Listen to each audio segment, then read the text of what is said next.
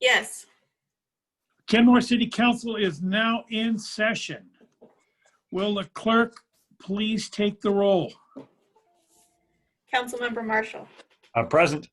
Councilmember O'Kane. Present. Mayor Baker. Here. Deputy Mayor Herbig. Here. Councilmember File. Here. Councilmember Srebnick. Here. Councilmember Curtis. Present.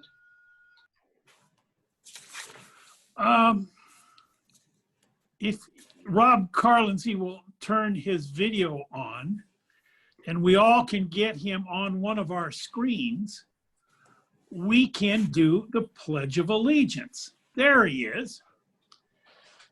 I pledge allegiance To the to the flag flag Of the United United States of America and to to the the republic republic for which for it which it stands, one one nation, nation, Under under under God, God, indivisible, indivisible, with liberty liberty and and justice for all.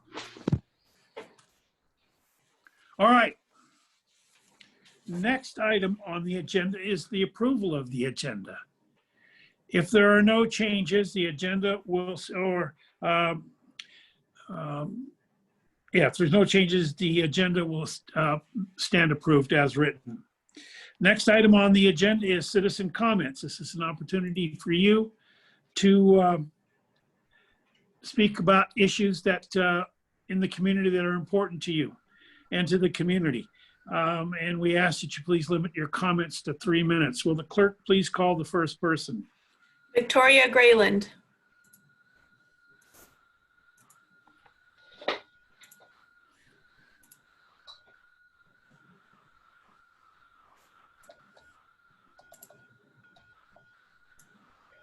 Hello, I'm Vicki Grayland, and I live in Kenmore.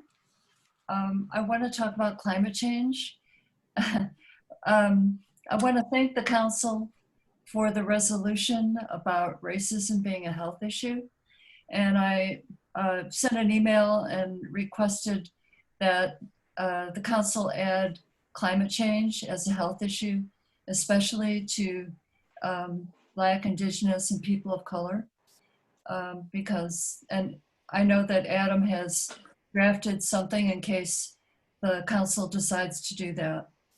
And I thought it was a good addition, the way he wrote it. I also wanted to let the council know, in case you didn't already know, that the King County government will be releasing the K4C's Climate Action Toolkit by the end of the month. So we're all looking forward to that and using it. I know that you'll be able to, as a member city, Kenmore will be able to use that immediately. Also, I'd like to inform the council that in November, People for Climate Action will be giving a webinar open to all electeds to give you our take on how to use that toolkit and update you on what we think is important for climate action. Thank you very much. Thank you, Ms. Grayland.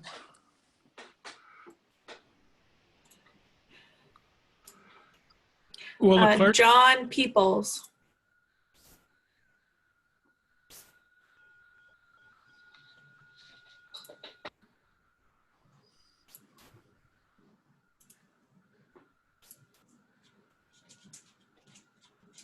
Mr. Peoples?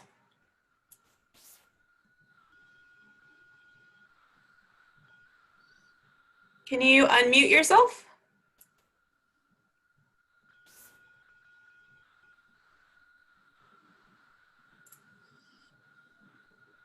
John. Yes. Great. John Peoples, 73rd Avenue, Kenmore. Good evening, Kenmore City Council. Thank you for the opportunity to address you this evening. And thank you for clearing the pond in Swamp Creek, Wallace Swamp Creek Park. Its annual maintenance is a worthy use of our tax dollars. Thank you for allowing us to recite the Pledge of Allegiance so that we can join together in a true moment of unity, declare love of our republic, and make common cause for liberty and justice for all. This reminds us that the cause of liberty and justice for all is as old as our nation itself. Thank you for joining me in praying for a full recovery of the 2 LA County Sheriff's deputies critically wounded Saturday in an assassination attempt by a truly broken man acting under the influence of recent misinformed societal passions. Here's to his life capture and being brought to justice to help remedy the injustice he has caused. I hope to have reason to thank you later this evening for voting down the pending resolution 2349, falsely declaring racism a public health crisis. First, there's a typo or outright grammar error in the information section. Whether you intended to refer to our country or our county, it is written in the plural when it should be the possessive Y''S. Second, racism truly is a sin against God because it supposes some people either inherently superior or inferior to others solely on account of the color of their skin, in violation of God's equal design of each of us. Racism is a personal heart problem. Third, the resolution is full of vague opinions disguised as fact and designed to give the city council and municipal employees perpetual license to supplant God's work and define for themselves other people's hearts and impose on them the punishment of education sessions. Whereas in our country's past, personal racism did indeed result in true legal repression of others on account of the color of their skin, such legal barriers to equality are gone. This past institutional racism, rightly condemned, simply no longer exists. And in spite of community and political leader and media efforts to make us believe otherwise, racial relations in our beloved country today are indeed better than they've ever been. I'll stay tuned and attend any community meetings on the topic to ensure that a wide range of voices is heard. Please note in the minutes my opposition to this resolution. It truly benefits no one except as an exercise in virtue signaling to a perceived superior societal force. Only a personal commitment to living the golden rule and making every encounter with a fellow human being count for good will do what some hope this resolution will. Please vote no. Until next time, I wish you and our neighbors all the best, and God bless the USA. Thank you and good night. Thank you, Mr. Peoples. You're welcome. John Hendrickson.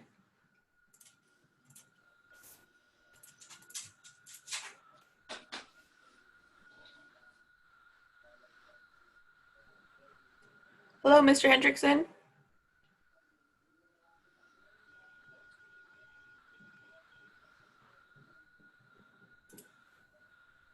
Okay, do you guys hear me? Yes. Yes. Okay, good.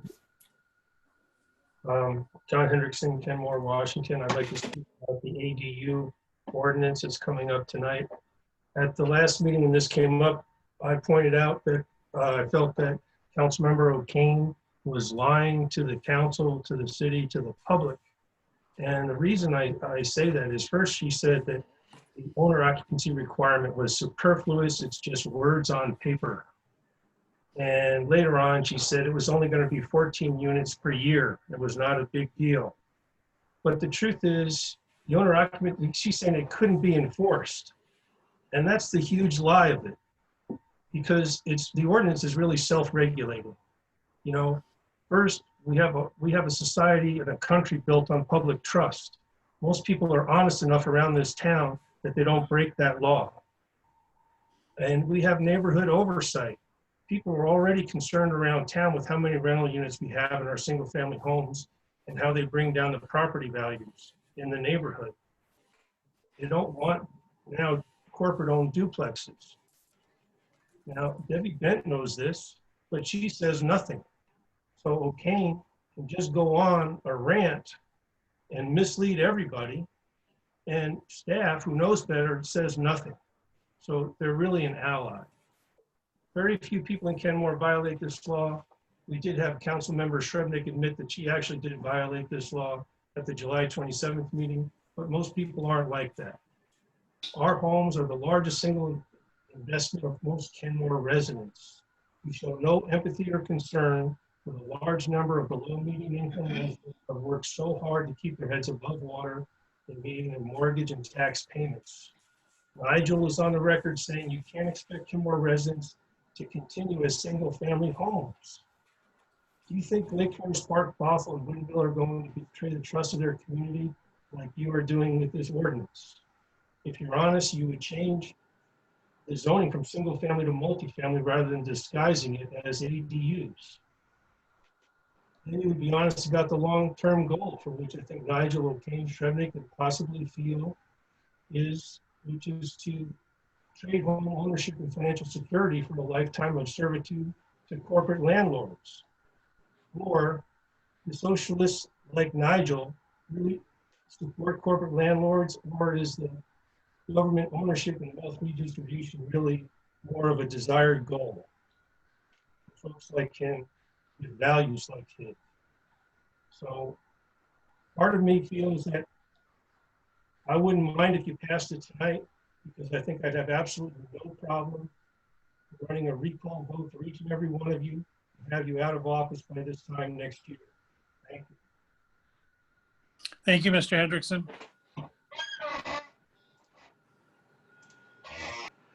Sophia Lee.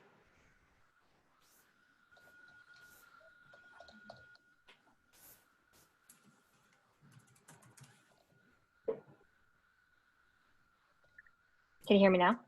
Yes. All right. Hello, Mayor Baker. Nice to see you again. Councilmember O'Kane, the rest of you, I look forward to working with you in the future. I am thankful to be here and chat with all of you about the proposed site of Balburney Park Townhomes. So I am a small business owner in Kenmore. I'm a former emergency manager, and I live right next to the lot. And I'm frankly really concerned about the possibility of a landslide there. I was deployed to the Oso mudslide in 2014, and so I saw firsthand what happens when development, they build in places that they don't necessarily do their due diligence on. And so, while rules and building codes may give, some sort of indication that, lands are safe and whatnot, but I just truly believe that there is need for more study of the area before building to 85 units. Just to let you know, just to show you that I'm not crazy, I asked my fellow neighbors, and as of 4:30 today, which is the end of the public comment period, there are 256 signatures on a petition on change.org. I am happy to share the link if you allow me on Zoom. I'm not sure where that option is, but there are other neighbors that feel the same way as I do. And we are really, hoping that the city council will listen to us and hear that, that we're concerned about our homes, our lives, our safety. I saw firsthand what happened. I saw people that I know and work with digging in the mud, looking for mementos as a result of the landslide. And I think that there should be more oversight in general for development. I have talked with your development services director. I have talked with their staff. I have looked over the geotechnical documents. I'm not an engineer, but I do feel that there is more study to be done. And I also happen to know that he is the appointed emergency manager. And for a city of your size, it makes sense that there's only a quarter of a person, but the reality is that it's not enough. And I think that there's a conflict of interest there regarding who is approving the permits, as well as who is supposed to be responsible for the life and safety for Kenmore residents. So I ask that you look into this issue. I ask that you encourage your development services staff to look into this issue. And I will look forward to seeing what happens at tomorrow's appeal for Kenmore Station, which is also in a landslide hazard area. And we'll see what happens from there. Appreciate your time. Thank you. Thank you for your comments. Rose.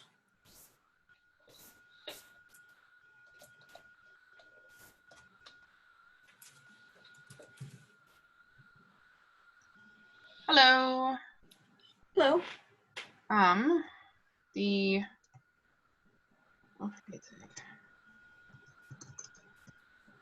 Hi, my name is Rose Hendricks. I live in Kenmore, and I'm here to respond to tonight's agenda item on the police use of force. I find the next steps presented on starting on page 214 of the packet tonight to be incredibly disappointing. They fail to respond to the fundamental concerns raised by myself and several other members of the community over the last several months. The most concrete solutions were to devote additional resources to training, something directly and specifically opposed by several community members. The suggestion to switch radar funding to overtime seems to be one that would not actually increase the amount of time that navigators have to perform outreach, but rather that it would just cost the city more.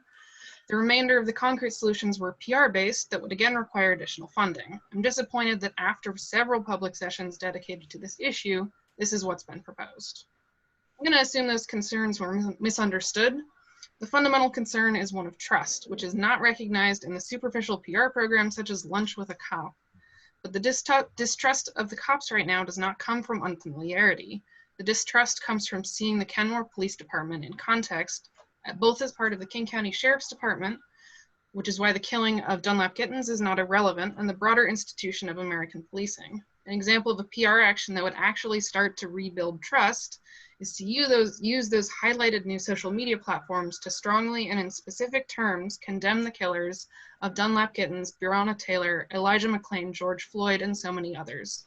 The institution of American policing has never been more under scrutiny for brutality, and yet can't seem to stop perpetuating boggling and unprompted acts of brutality. That system is what the people of Kenmore have spoken out and asked to stop spending so much of their public money to, both in the dedicated police sessions and in the recent balancing act exercise. Looking at the record of Auburn officer Jeffrey Nelson, the first officer to be charged under the new legal standards set forth by I-940, what stands out most is the sheer number of brutality incidents, including 3 killings.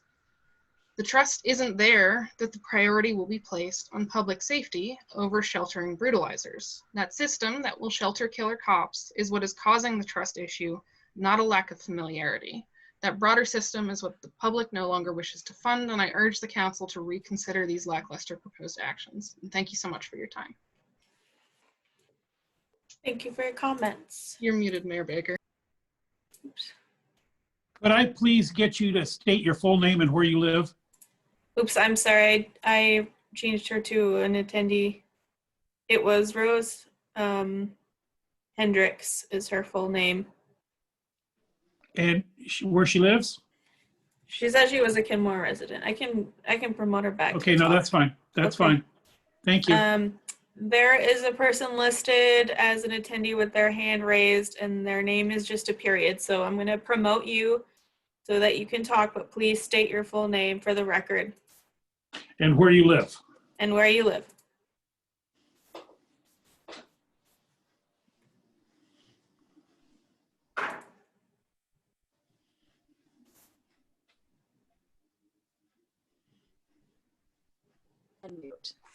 Phyllis Finley Kenmore.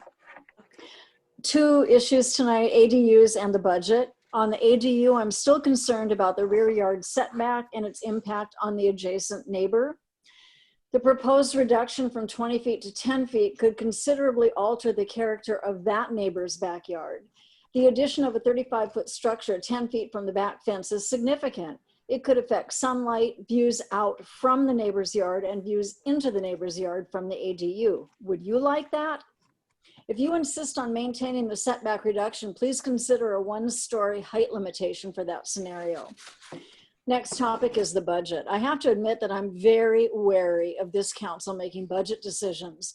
Repeatedly, I've heard that revenue did not keep pace with expenditures, but rarely have I heard that expenditures were not aligned with revenue. While I agree that the Finance Commission fulfilled its mission, I'm concerned about 2 areas that were dismissed without adequate discussion. First was the reduction in force. As painful as it is in the business or academic field, this would be carefully and objectively considered and not summarily dismissed with reasons such as, well, we work well as a team, or it would add to the workload of the remaining staff. Secondly, I heard very little discussion and almost no specifics regarding expenditure cutbacks. There's a detailed matrix regarding revenue sources. I would have appreciated a detailed matrix from the Finance Commission regarding expenditure cutbacks. Here's a few random examples. The beautiful hanging baskets cost taxpayers how much? Factoring staff time to keep them maintained? They aren't necessary and they aren't a service. Would the day-to-day life of the average Kenmore resident be adversely affected if this expense was eliminated? How much money does the city spend on fireworks? Is it necessary? For how many years should this be eliminated? 3 staff or council members traveled to Westport to a Parks Commission meeting. Only 2 spoke, so taxpayers spent 33% more on travel than was necessary. If staff workload is maxed out, why was time spent this way? How often does this happen? How much would be saved every year by having your annual January retreat right here at beautiful City Hall in Kenmore? Since 2016, nearly $1 million were sunk into the St. Edwards ball field development. Don't you wish you had that back? Where was your concern then about crossing lines? Or were you not paying attention? As recently as February, 3 of you, Baker, Srebnick, and Herbig, voted to spend another $200,000 for yet another study for St. Ed's. Where was your concern about crossing lines just 7 months ago?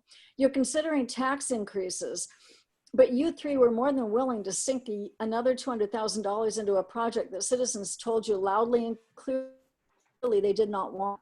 Finally, there are many options, I admit, both simple and complicated for balancing the budget. I'm wary of having the same council who allowed us to get into this situation be the one charged with getting us out. Thank you. Thank you, Ms. Finley. Randy Banneker.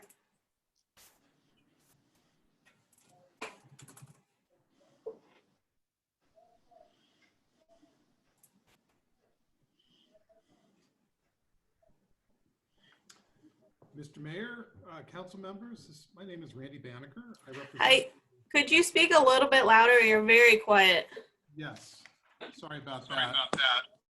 Randy Banneker, and I'm here on behalf of the Seattle King County Realtors.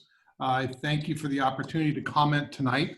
I simply wanted to express our appreciation for your work over the past several months on crafting the accessory dwelling unit regulations. And we urge your passage of the package. ADUs are a great tool to inject some affordability into the city of Kenmore while contributing to neighborhood quality and stability through the flexibility these units offer homeowners. ADUs offer an income stream to help with the mortgage or other expenses. They can allow homeowners on fixed incomes to age in place by renting the ADU or moving into the ATU and renting the primary residence. Some families use ADUs for intergenerational living, which can be a tremendous help for to care for aging parents or enabling grandparents to take care of grandchildren. It's important to remember that ADUs are not likely to overwhelm the city. They will be added in a measured manner. And because they fit into the single family zone, they're unlikely to change the look and feel of the neighborhood. Of course, if regulatory course corrections are needed, you can make them. Thank you. Thank you for your comment. David Dorian.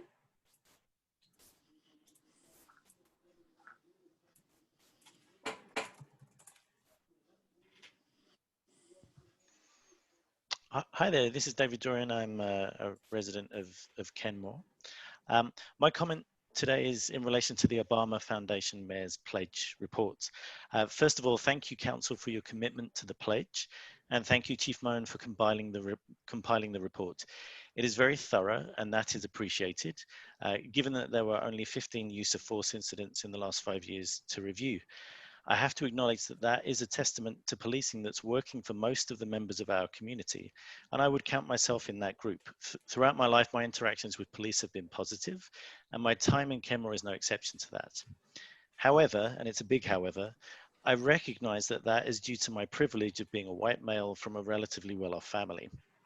My focus in speaking up is not to change things for myself, but to acknowledge that things need to change for those who have had oppressive experiences of policing and for those who have negative perceptions of policing due to oppressive interactions seen with members of their community, whether those occurred locally or regionally or nationally. I believe that that could include anyone whose circumstances alone have led to them or their community being treated or viewed as criminal. I think members of our Kenmore community who have those experiences or those perceptions deserve our support in ensuring that there is ongoing dialogue with our police and city council about how to better serve and protect them. I believe that is the spirit of the Obama Pledge, and it is where I think the recommendations in the report do fall short, specifically the recommendations within the increasing community-oriented policing section. The Nurturing Trust workshop described in that section is the recommendation that seems most aligned with fostering dialogue with adult members of the Kenmore community. The other activities seem to be more PR focused, aimed at engendering trust in policing without the necessary commitment to hearing from communities that experience fears of oppressive policing. Therefore, I would encourage the City Council and the Chief of Police to consider additional tactics to enable dialogue. For example, the organisation behind the Mayor's Pledge recommends setting up advisory groups representing communities directly impacted by policing practices, and also setting up public fora on policy changes. I do realise that there are potential budget and time implications to those activities, and that's for budget and time that is already stretched. However, there may be members of the Kenmore community that could take the lead in supporting the organisation of these activities. And our innovative community may also be able to suggest processes and tools that could be used to enable dialogue and ideation. Therefore, even if it is not possible to commit further budget and time, I understand that it is within the power of the Council to recommend certain areas of focus for our Kenmore Police.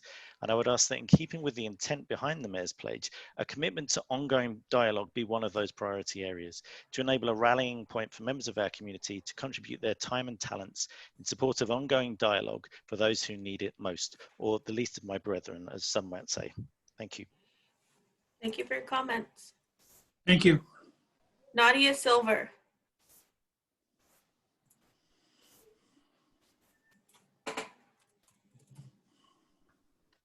Okay, can you hear me now? Yes. Okay, great. And am I clear on camera? Yes. Okay, great. Hi, my name is Nadia Reyna Silver. I am a Kenmore resident. I live at 18230 70th Lane Northeast, Unit 206, and my zip code is 98028. Last week was Migraine Awareness Week. Hashtag not just a headache. It is a sincere, severe, ununderstood, I don't know the word, neurological disorder, and education is necessary. So please, if you're a migraine sufferer or you know somebody who has migraines, then please make sure that you attend to them and ask them what they need and how you can best help them. This week is Black Mammographist Week. That is the word. Is Black Mammographist Week. I'm asking the entire community of Kenmore to support and encourage ongoing breaking of glass ceilings. We literally cannot live without you. So thank you for all your efforts. I want to praise and commend Financial Committee in addressing Lou Novak's abominable racist comments and behavior towards Fernell Miller's appointment and introduction to the committee. I support ADUs and all efforts to increase and improve affordable and quality living spaces. But I want to remind the council the extreme importance of ethical and equitable acquisition to please keep this at the forefront of your minds in this process. Keep trying. We got this. And lastly, I am concerned at the Meet the Police program because I feel like it does not hit the correct tone and goals of the overarching issue of being able to trust and have a conversation with the police. I understand it is a first attempt and action in regards to police brutality. However, it comes across tone deaf and insincere. I asked the council to reconsider in place use more powerful, accountable education action. A few of those actions were mentioned earlier tonight. Thank you. I know that this is a new process. We're all just gonna bump into a few things before we get it right, but I really believe in you guys and I know that you listen to us, so thank you. Thank you, Ms. Silver. Teresa.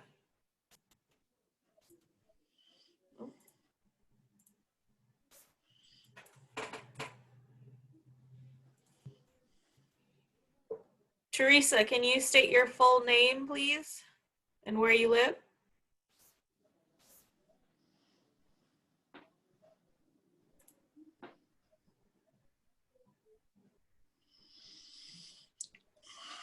Can you hear me? Yes. Okay. Do I need to restate that? Yes. Okay. I'm Teresa Dunning. I live at 18724 66th Avenue Northeast, Kenmore, Washington. And today I too wanted to talk about the Balburney Park townhomes. I have some grave concerns about this particular project, and it falls on the front of two Bay Cities. One was already discussed by my colleague and neighbor, Sophia Lee, in terms of the landslide and the studies that we need to do. But I also want to ask that the City Council please remind themselves that when we incorporated in 1998 with King County and became a city and part of King County, one of our vision statement was to maintain the character of our neighborhoods. And part of maintaining the character of our neighborhoods is maintaining the single dwelling neighbors that have been supporting this city for 32, 40 years.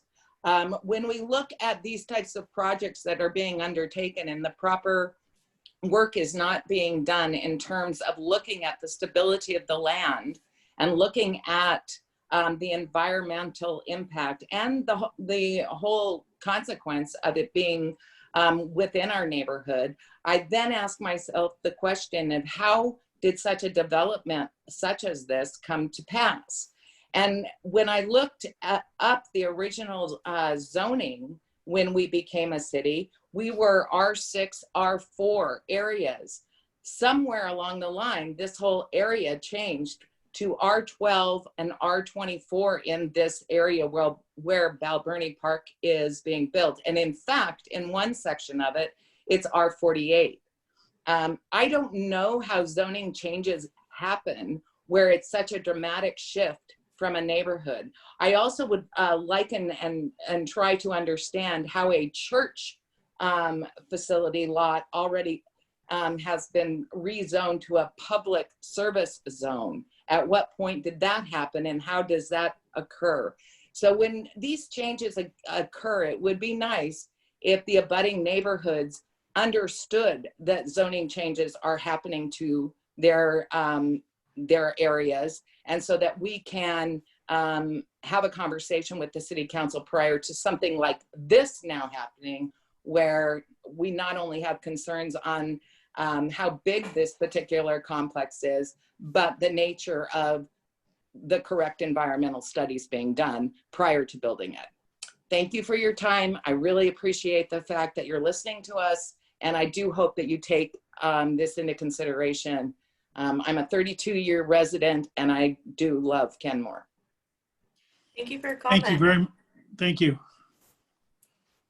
Okay, I don't see anyone else with their hand raised, and I also don't see any phone numbers calling in, so. Anybody else wishing to be heard? Not, I'll declare citizen comments closed. And I thank you all for your comments tonight. Some of those we are going to certainly address in this meeting tonight. And I do have a question for staff. And I'll wait on that until we go through comments and initiatives. Next item on the agenda is the consent agenda. Is there a motion to approve? So moved. Second. And I'll second. If there are no comments, all those in favor of approving the consent agenda say aye. Aye. Aye. Opposed? Consent agenda stands approved unanimously. Next item on the agenda is the business agenda and ordinance on amendments to accessory dwelling units, ADU regulations. Ms. Anderson, our principal planner. She is just rejoining the meeting, so she can talk. There. Good evening, Mayor Baker and members of the City Council. So tonight we're recommending and are presenting a revised ordinance reflecting the direction that you gave to us after the accessory dwelling unit hearing on July 27th. So your agenda packet included staff responses, the final installment of staff responses to the public comments that were received, and it included all of the correspondence directed to you, even that was received after the close of the public comment period. So the one change from the ordinance you considered on July 27th is the allowance for only one ADU per primary single-family residential unit. The previous ordinance permitted 2 ADUs on a lot equal to or greater than 8,000 square feet in size. So with that, we again recommend that you consider adoption of the ordinance, and as always, we're available for questions. Questions? I'm looking, but I'm not seeing anybody with their, oh, Councilmember Marshall. Thank you. Ms. Anderson, has it remained the same then in terms of the number of lots that would be eligible under these new rules? Was it roughly in the area of 200, or could you remind me and the public what that was? Right. So interestingly, the current rules allow 1 ADU per dwelling unit.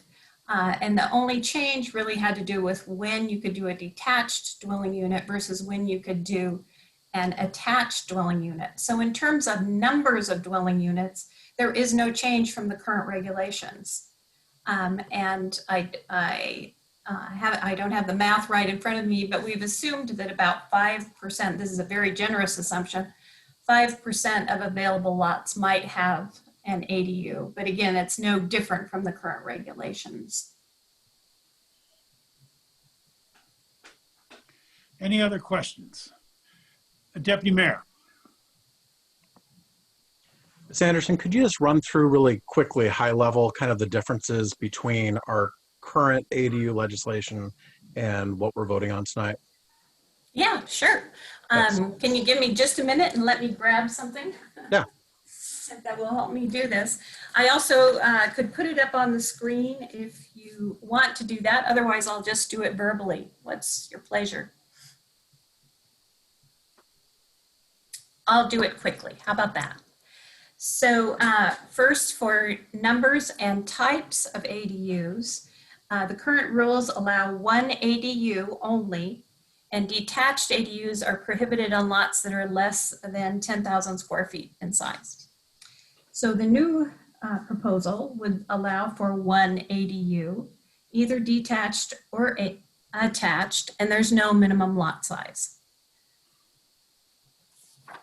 So for maximum size, the current rule is 1,000 square feet or 50% of the living area of the primary residence. This is for attached. The new rule would be 1,000 square feet or the full size of a single floor. For detached ADU, maximum size, the current rules are 10% of the lot area or 50% of the primary dwelling unit, whichever is less. That's a difficult rule to wrap your head around. The new rules would be if your lot is less than or equal to 6,000 square feet, it would be 600 square feet. If it's 6,000 square feet or greater, it would be 10% of the lot area up to a maximum of 1,500 square feet. So if you had a 9,000 square foot lot, for example, you could have a 9,000 square foot lot, you could have a 900 square foot ADU, detached ADU. Maximum height would remain the same as it currently is, 35 feet, which is the allowance in the single family zoning districts. But the restriction would be that you could only have 2 stories if it was built at ground level, or 1 story if it was over a garage.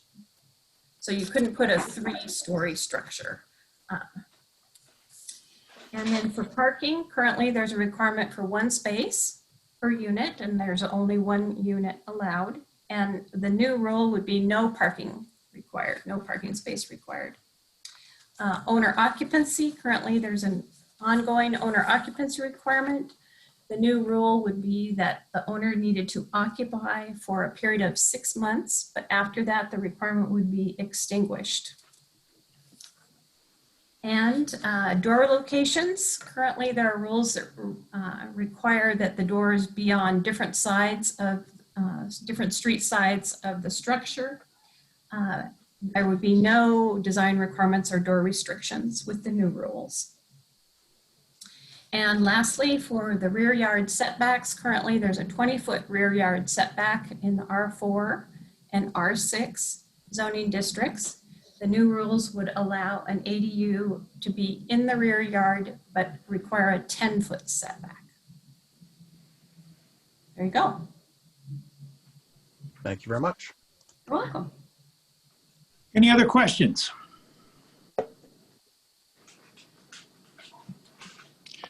If there are no other questions, I have a couple. So I'm going on information, I think, Ms. Anderson, that you supplied, that we have approximately 6,641 parcels in the R1, 4, and 6 zoning districts. Okay. And of those, pardon? I can double check that number if you would like. It was probably in the SEPA materials. Yeah.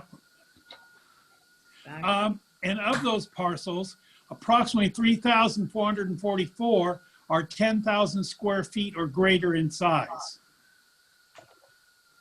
And these larger parcels potentially could construct detached ADUs under present regulations. The proposed amendments would continue to prohibit detached ADUs on smaller, less than 6,000 square feet lots. And that's 293 of those parcels. And this leaves approximately 2,904 parcels that could be, it could now add a detached ADU under our new regulations. Now, I seem to recall you're saying somewhere around 105 units would be built, or maybe up to 200 units would be built. That's a little different than the 2,900 that could be built. We're talking apples and oranges here. Okay. First of all. Help explain to me. Yes. Under the analysis that was done, the SEPA analysis about how many additional units could be created was based on the fact that both the Planning Commission and the original City Council preliminary recommendation were going to add 2 ADUs onto a lot. So there were going to be additional ADUs possible. Under the current proposal that's in tonight's ordinance, you could only have 1 ADU on a lot, attached or detached. It doesn't matter what size the lot is. So there is no difference from the current rules, which allow 1 ADU per lot. The current rules say you can't have a detached in some situations, but there's always been the allowance for 1 ADU on a lot. So in terms of creating additional ADUs, it's a distinction between attached and detached. There are no more possible ADUs than there are under the current zoning scenario. So I'm not following. We've got over 2,900 parcels that are greater than 10,000 feet. It doesn't matter. Those parcels could have an attached ADU or a detached ADU right now. Okay. But they can only have 1 under the proposal. Right, so that's 2,900 that possibly we could have. Well, those are not additional. Again, I'm not sure whether you're talking about the type of ADU that you're concerned about or the overall number. No, just the overall number. There's no difference between the current zoning rules and the proposed. Okay, and that's 105, right? I'd have to go back and look. Those were based on additional units. What we do is we assume that maybe 5% of the lots in a community might have ADUs. That's a very conservative or liberal, as the case may be. That's a high number on the high end. So again, if I were to do that analysis based on existing lots, it would be the same under the current scenario or the scenario that you considered under the current zoning, Are you following me? Yeah, I guess I'm back to that 105 number that you said, and that's all we can expect. That was an additional number. So that's all we can expect is 105 additional units, no more. No. No? The original analysis was looking at how many more ADUs would the rules potentially result in. Right. We don't have to do that analysis anymore because these rules won't result in any more additional ADUs than with the current regulations. Okay, that's the part I'm not following at all. But in any event, The other thing is that the whole reason that we started looking into this, at least my understanding that we started looking at this, was to create affordable housing. Yet this is not affordable housing. This can be what anybody, any owner wants to charge. And the owner does not have to live in the property after 6 months. So theoretically, we could have a bunch of absentee landlords that will rent the properties for as much money as they can get out of them, and there is no control of rents on the ADUs. So we haven't created any affordable housing, which is what I thought we started out to do. There are not rent controls. ADUs usually are small, 600 to 800 square feet. Right. Historically, they have not always even charged rent, but the ordinance is in response to council direction. So if council wishes to go in a different direction, we could bring back another revised ordinance. So I know that certainly in the Seattle area, you've got 800-900 square foot places renting for over $2,000 a month. I know that we're not going to demand that, but we're certainly not going to be on the affordable side. So I know we can't control rents, but we certainly can, because we're doing it in apartments, making them affordable.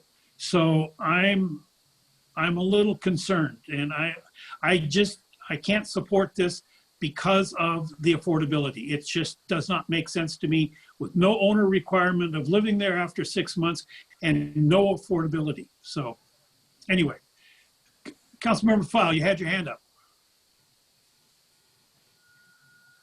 Thank you, Mayor Baker. The way I understand ADUs is the ADUs are a additional layer in our housing structure, as in we're meeting some of the needs that are housing in the middle.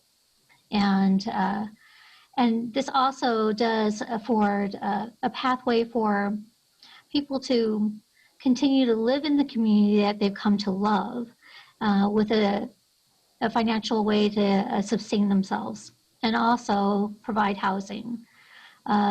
We could encourage people to participate in the housing authority and sign up for becoming an affordable housing unit, but that is a direction of the owner themselves. I mean, we can put the information out there, and it's then owner choice.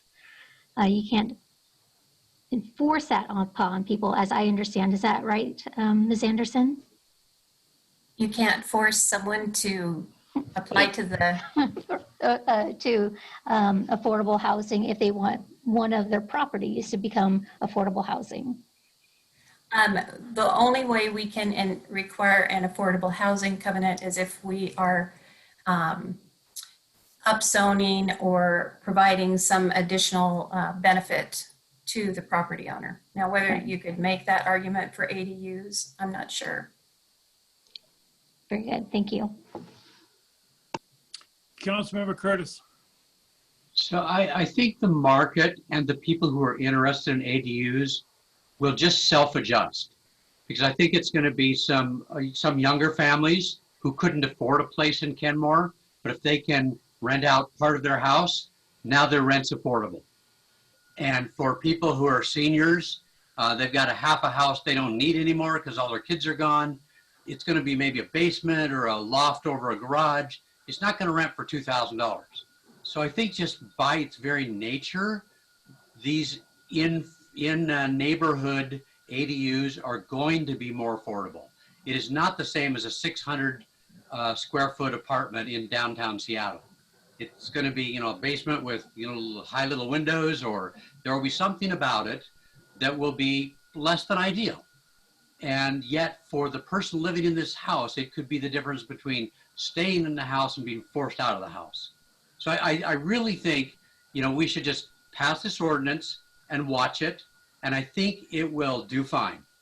If we see there's a big issue and we have, thousands of dollars of small apartments, basements, and over garages, we can deal with it in the future. But right now, I just think we need to take this first step. And I'm concerned that we can look at it down the road, but all of those owners that have moved out, we can't require them to go move back. So once we get rid of that, we can't get it back. We can change future development, but not the development that's happened. But anyway, any other comments?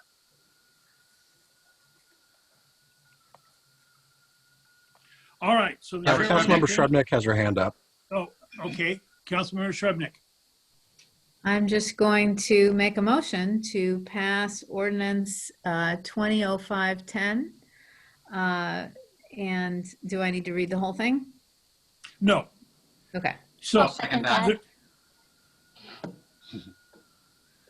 Who seconded? Karina File. All right. So, motion by Councilmember Shrubnik and seconded by Councilmember File. Is there any further discussion? Deputy Mayor. Yeah, I want to thank Ms. Anderson for all of her work on this. I know that we've gone back and forth and changed our minds a couple of times in the last few months, and I appreciate your flexibility with that. I also want to recognize this is a incredibly incremental change we're making here. We're allowing some smaller lots to have detached units, if I'm remembering correctly from what you just said. We've changed some parking regulations, and some setbacks, but this is not frankly, this is not the transformational change that we may need at some point to really address housing affordability. But I think we listened to our constituents by and large. I think we made some changes. I think we listened to each other and came up with with kind of a middle ground. And I want to thank everybody's work and back and forth on this. And I look forward to voting yes and seeing where things go. Any other comments? Seeing none, will the Councilmember Marshall and Councilmember Shrubnik have their hands up, and Councilmember O'Kane. Okay, I didn't see that.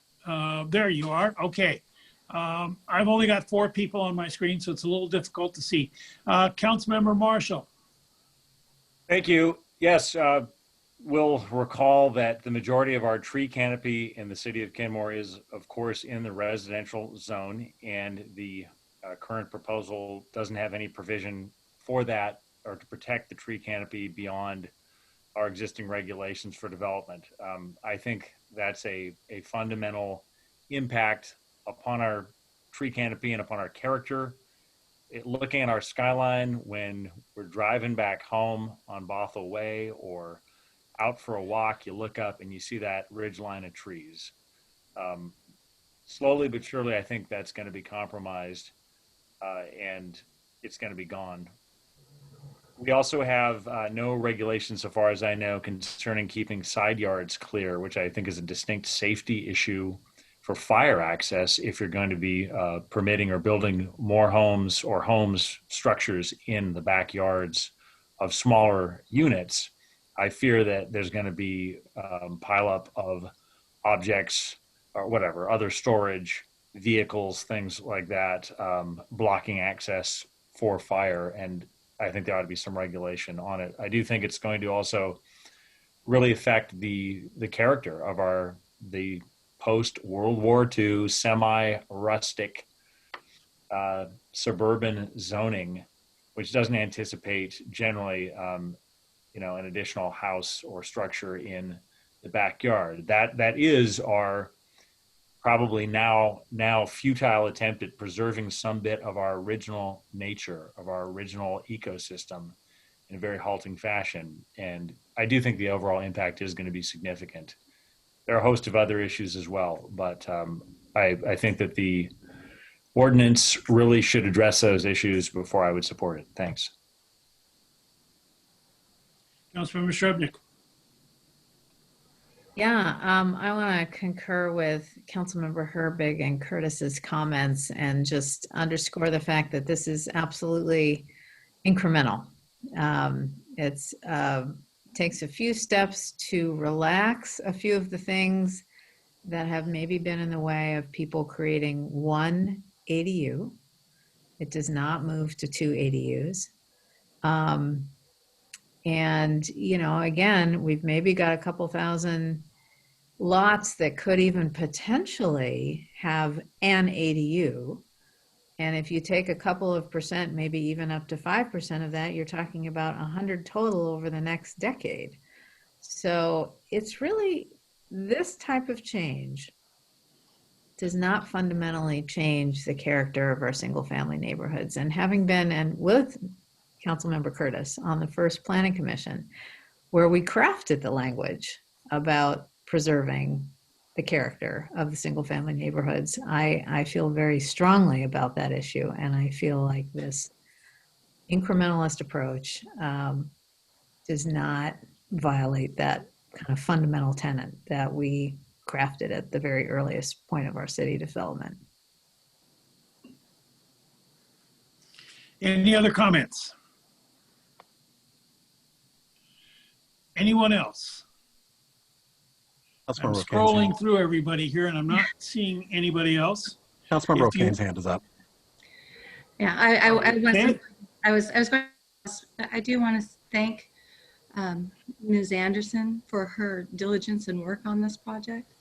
I also want to concur with Deputy Mayor Herbig and Curtis on how we've worked together to come to an incremental improvement for our community. I want to draw attention to an aspect of affordability that I think has been spoken about, that often people build ADUs to provide for their families. Where are ADUs used in the most part? And so, yes, they're an opportunity for rent and to support a person staying in their home longer. It's also an opportunity for me, not that I have an ADU, I don't think I would put one on my property, but if I needed to have a space for my mother or father to take care of in their older age, I'll have that, or more room for my children as they get older, as we live in expanded family environments, as housing has gotten more important. We do need to look at the reality that housing costs are increasing and we have to look for creative solutions as we move forward. This isn't a panacea. I actually think it shows great respect to property owners. I don't think this adding, we're not increasing the ADUs, but the homeowner occupancy really is the removal of that requirement, a respect for homeowners. Those who may have a circumstance where they have to move or leave their home for a while, that they don't have to rip out their investment. There's the requirement that was, if you have an ADU and you move out, you're supposed to make a change and remove that investment, which I don't think is fair to homeowners or our community necessarily. And I didn't like, I'm going to say, I don't like that a homeowner would have to get permission to leave and do whatever it is that they have to do for work or for family or whatever education needs that they might have to leave their home and have permission to do that. So I think we have to have respect for our homeowners, that they're going to do what's right for themselves and the community. We live in a time where we do need to be respectful to each other. And I'm thankful that we've gotten where we are. And I do think we made a good decision last week, or when we did come up with reducing from 2 to 1 ADU. I think that was an improvement that really said, we hear you, community. We understand your concerns. We're going to take a more incremental approach. So anyway, I want to thank everyone for their work on this. I know this has been a big, drawn out process, and part of why I didn't want to make a comment today, because there have been plenty of words said, but thank you. All right, anybody else? Anyone else? Anybody else have something they want to add? All right, there is a motion in front of us to approve the accessory dwelling unit regulations. Will the clerk please take the roll? Councilmember Marshall. No. Councilmember Shrevenick. Yes. Councilmember File. Yes. Deputy Mayor Herbig. Yes. Mayor Baker. No. Councilmember Curtis. Yes. Councilmember O'Kane. Yes. Pass. Motion passes 5-2. All right, next item on the agenda The Obama Foundation Mayor's Pledge, Police Use of Force, a report from Brandon Moen, our Chief of Police. Chief.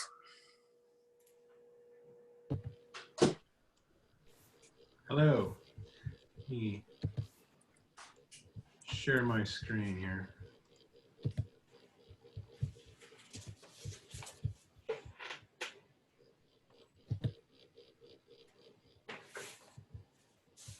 Are you able to see my screen? Yes. Okay. You hear me all right? You're a little muted, but.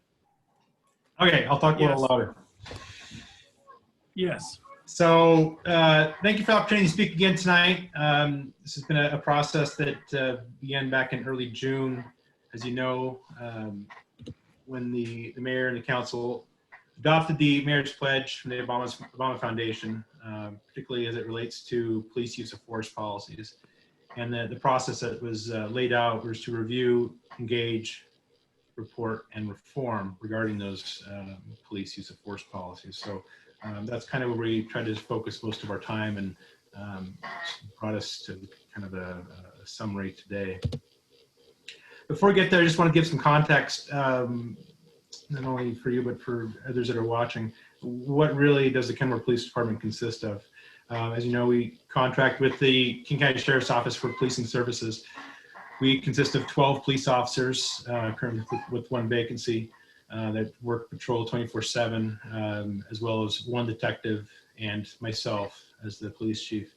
We rely on the City of Shoreline, who also contracts with the Sheriff's Office for shared supervision of patrol in my absence. And also, as part of our contract with the Sheriff's Office, there are kind of fractional FTEs that are built into the contract for specialty units, specialty detectives, just major crimes, special assault unit, fire, arson investigators, major accident reconstruction. Those detectives are all small fractional detectives portions that we pay for as part of that contract. So in the context of how we relate to our neighbors in that respect, as you can see there on the chart, we're well below what our neighbors provide in terms of commissioned officers per 1,000 residents. That takes into account the detectives that I just mentioned, those fractional unit detectives are accounted for in those figures. So the Washington Association of Sheriffs and Police Chiefs annually does a report where they look at police staffing at cities and counties within the state. And the state average right now for cities is 1.4 officers per 1,000 residents. Right now, as you can see, the city of Kenmore is at 0.6 of an officer per 1,000 residents. So well below half. That puts us about the second lowest of all, of any agency of any city in the King County, behind only Sammamish in terms of that figure. Our intern, Adam Devon's always kind enough to put together some numbers for kind of calculating police costs specific to some of the cities that we commonly will look at for other city functions and that relate well to us. And as you can see, our costs per capita, these are 2018 numbers, the numbers he's able to compile, below all of kind of our comparison cities. So we talked in my last presentation about several of our use of force policies and what a use of force is. So I'm not going to belabor the point too much, but because this is kind of a summary report, I do want to touch on it briefly. The 8 Can't Wait policy recommendations came out quite a while ago, and many people in the beginning of June were pointing to it as a standard for which people were to judge their police policies, and they were encouraging people to look at your city's police use of force policies and see if they followed these 8 recommendations. There's been some that have kind of strayed away from that policy and said it's not enough, or it doesn't really encapsulate what is needed, but nonetheless, it's included here because it was probably the most consistent policy recommendations that I've been asked about over the last 3 months or so. And then, as we already know, we've talked about before, these policies are already accounted for in the Sheriff's Office use of force policies, the general orders manual, and whatnot. So like I said, I'm not going to go through each of them because we've already discussed them before. The Sheriff's Office did go through and add some clarification to the existing policies just so that they were crystal clear and there was no confusion. And as we've discussed previously, all use of force incidents are evaluated, the number of levels, supervisor level, all the way up through the chain of command, ultimately landing in the Internal Investigations Office, and also reviewed by the Office of Law Enforcement Oversight, which is a civilian oversight agency that's under the Executive's Office. For deadly use of force incidents, it's far more complicated. An outside agency does conduct that investigation. It's not done by the Sheriff's Office. As part of that criminal investigation is conducted in either a deadly use of force incident or an in-custody death, the King County Sheriff's Office has also administrative review team that reviews that incident and conducts a separate investigation to see if department policies are followed. So there's two investigations that are going on simultaneously to capture not only the criminal investigation, but also see if we were following our own rules, our own policies that are written in our general orders manual. And I-940, as we've discussed previously, there's going to be community representation as part of that oversight and those investigations that are conducted for those deadly use of force incidents. We're actually in the process currently of trying to identify how we pick the individuals that would be best to represent the community on those investigations within each individual community. And in this case, there would likely be individuals from the city of Kenmore, should there be an incident in Kenmore. There would be people from the shoreline community for a shoreline incident and so forth. So we're working on identifying the process and working through that with the Sheriff's Office. So training, we already talked about this before too. Kenmore Police Department get a wealth of training through the Sheriff's Office. A lot of it is mandated by Washington State, but we exceed that by a great deal. And a lot of the training put on by the Sheriff's Office is in some of the hot button issues that we've discussed previously: de-escalation, implicit bias, crisis intervention training, which is directly related to mental health intervention. I will say, and I like to remind people that police officers are human beings, and they're also employees. Like any other employee, employees deserve to be trained and be put into situations that, in which they can succeed and not fail.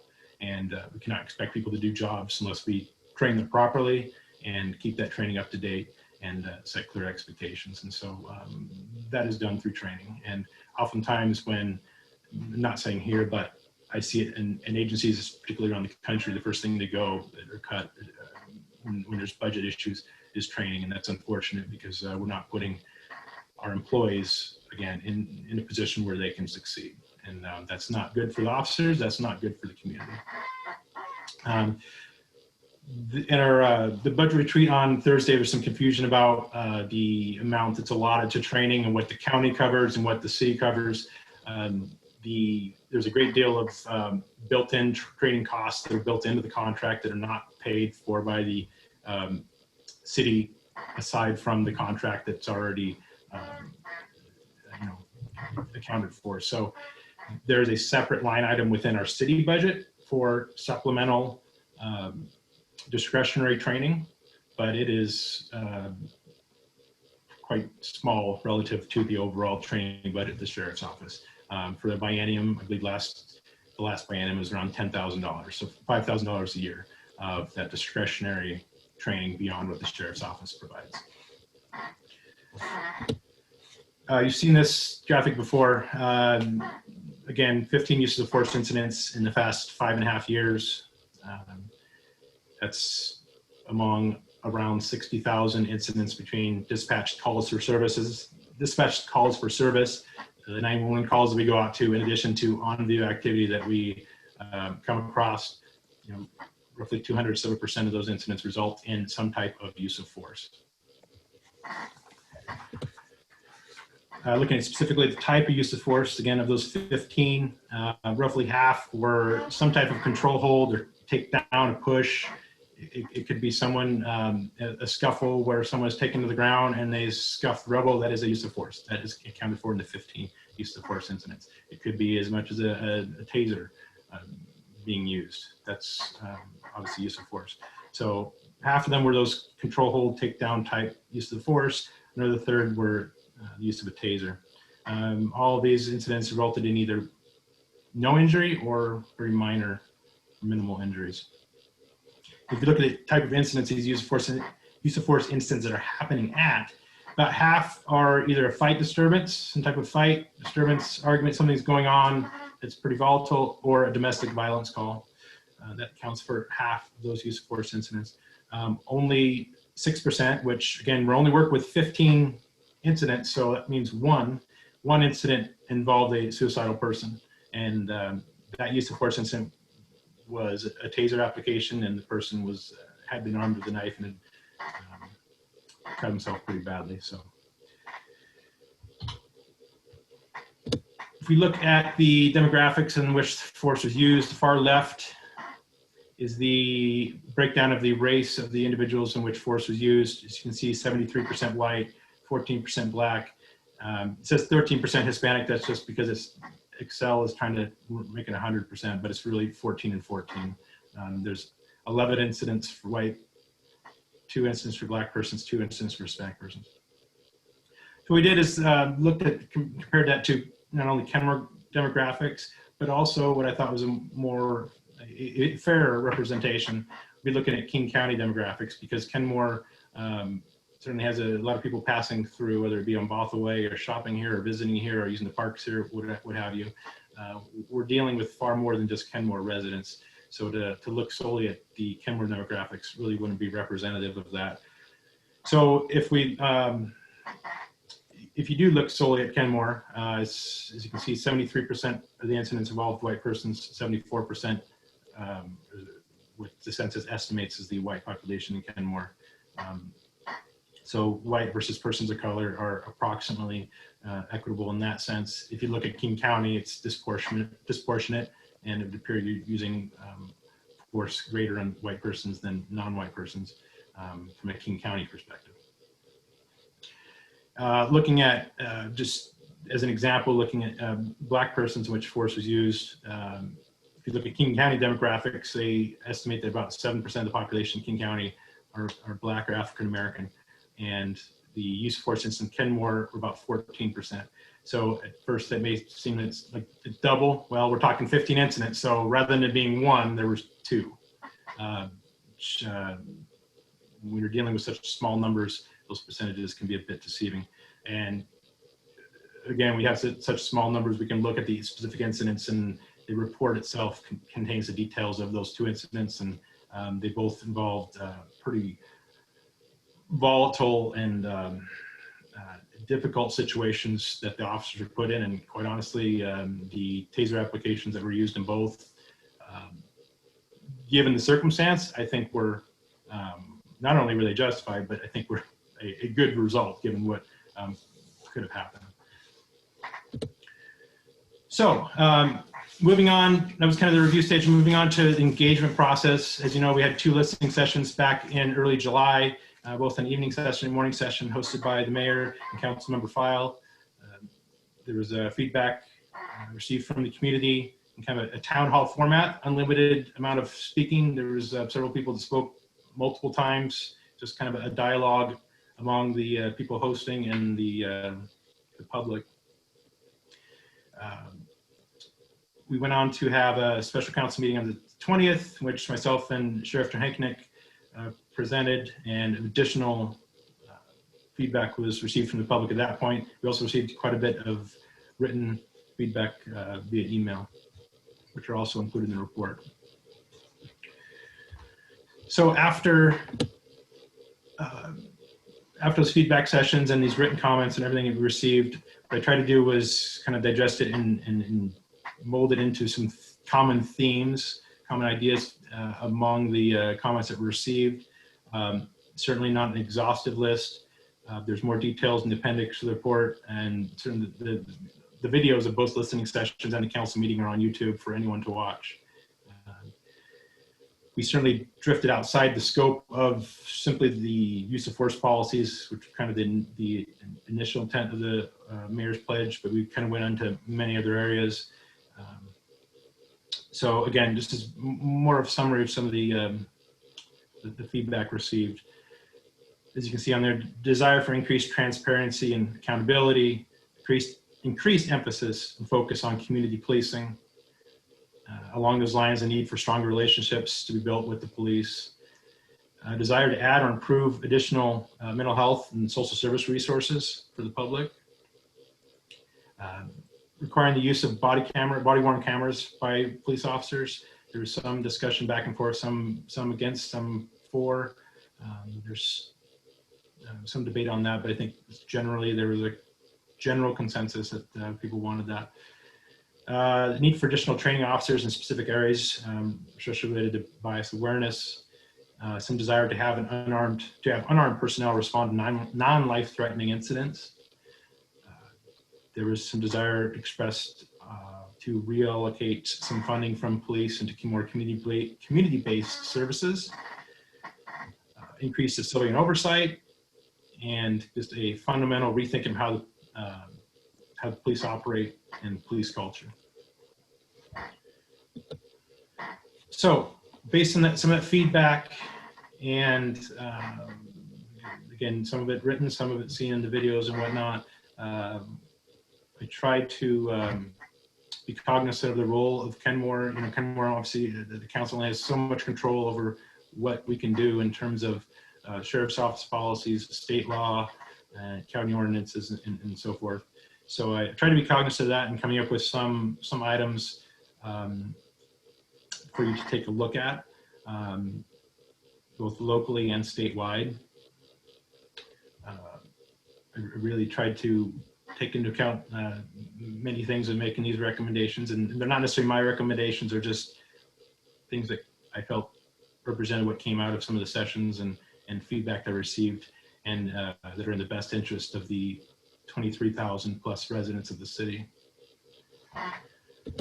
So from a Kenmore specific stance or actions that Kenmore could potentially take a look at, augmenting existing training, in particular active bystandership was kind of a newer concept we've seen in some training related to law enforcement, where there's peer intervention strategies, intervening in sometimes difficult situations and high stress situations with your peers, as well as some of the topics we already discussed, cultural diversity, additional bias awareness training. So the city could allocate additional funds to augment training we already get from the sheriff's office. So you could also be very active in participation of the I-940 implementation. I mentioned before the involvement of community members in the oversight process, deadly use of force or in custody deaths. There'll be more on that in the future, and we're certainly going to have involvement in that selection process. And I don't have a whole lot of information more on that at this point, but I will in the near future. A very simple addition in terms of transparency is my annual report that I've done every spring, or the chief traditionally does every spring. I could add a section on the use of force incidents that occurred over the course of that year. Rather than just reporting on crimes, I could say, here are these specific incidents in which force was used.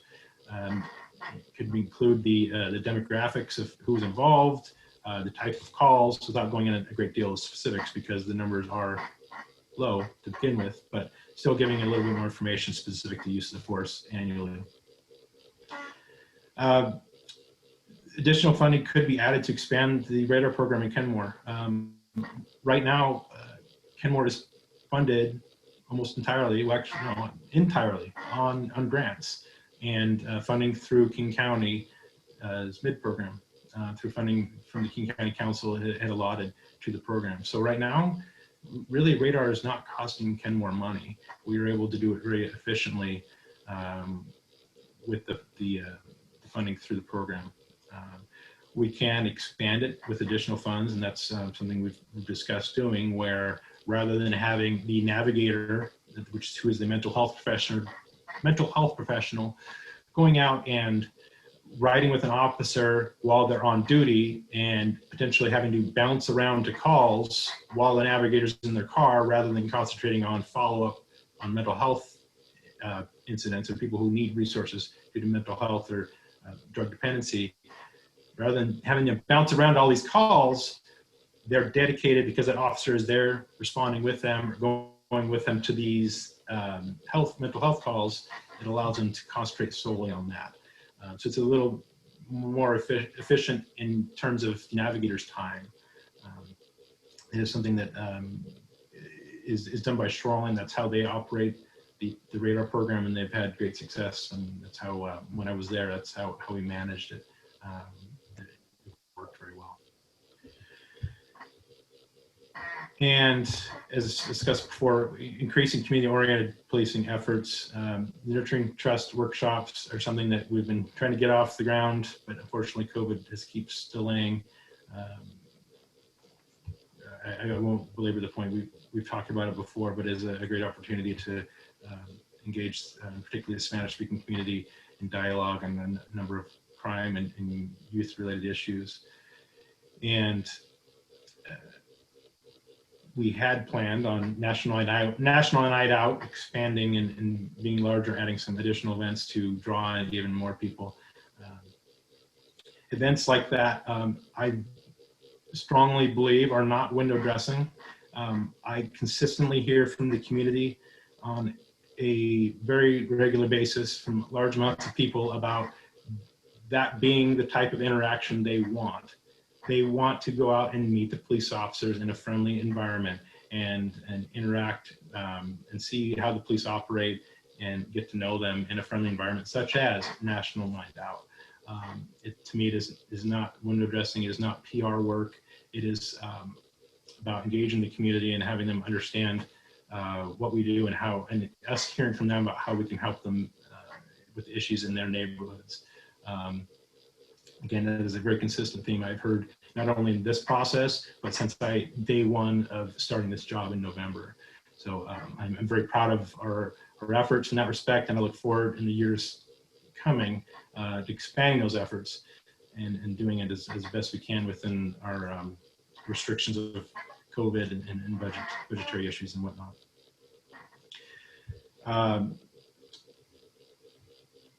Another item you see in the report, potential, is a resident academy, which is commonly referred to as Citizens Academy. I'm referring to it as a Residence Academy. Is another option. It could be a little costlier, but it is a night classes that are typically hosted by the police department, where the community comes in and learns why the police do what they do, rather than relying on what is read on the internet or YouTube videos. We actually see face-to-face. These are the officers that are patrolling your community, that work for you in your community, and here's them explaining to you what they do, and then accepting dialogue and kind of a question answer as to the expectations of the community and how we can best respond to their concerns. So those were the Kenmore specific action items that I came up with. I'm sorry, and one other thing that's I want to discuss is there's a possibility of, along those community-oriented policing efforts, is forming a committee of some sort that can help mold those efforts and help engage the community further on better ways to do it. National Night Out is a tradition, but that doesn't necessarily mean that's the only way of doing it. There's different approaches and different ways to engage the community, and having some sort of a committee within the community that can help myself in whether planning or expanding those engagement efforts would be great. So looking at potential recommendations at a county level, whether it's for the sheriff's office or King County government itself, these are some of the things that came out. In terms of body-worn cameras, the city can encourage the executive and the county council to fund the sheriff's recommendation to start the body-worn camera and car camera program within the sheriff's office. It is a costly program, and there are many policy issues that have to be worked out, but the sheriff has requested that in the budget. So that is something the city, should it choose, could encourage the county to do. Another thing that came up during some of the sessions that struck a chord with me in particular was the expansion of kind of resiliency support for officers. Again, this kind of comes back into training. Officers are inundated with traumatic situations and the stress of this job on a regular basis, but the support is oftentimes not there until it's too late. So I think the city could support, or the city could encourage the county to support those type of resiliency programs and wellness programs, or at least the expansion of what's already there. The city could encourage the expansion of the radar program to other parts of the county. Oftentimes the people that the radar program that they're encountering within Kenmore are not simply staying in Kenmore, they're traveling, they're riding buses, they're coming from all over, maybe they're working here, living somewhere else, maybe transient. Point being, this is a regional issue, not necessarily 100% local. So a radar program that's functioning throughout the county would be ideal. And there's certainly been talk of that occurring and funding being added by the county to make that happen. And lastly, additional mental health services at a local level. This is something I've talked to some of you about. Right now, there are a number of social and mental health services available in our region. And they're available not only to the public, but for the use of by the police to refer people to. Fortunately, they're predominantly based downtown. And that creates limitations, not only from just a geographical standpoint, but a time standpoint and convincing people to go. Oftentimes, we're unable to convince people to seek help. We can't force them to. And so having to travel to Seattle to gain those services is not always successful. For instance, mobile crisis team is something I've talked to you about before. It's a county-run program through MID in which there are social workers and mental health professionals engaged in teams that are available to respond to assist police at an incident.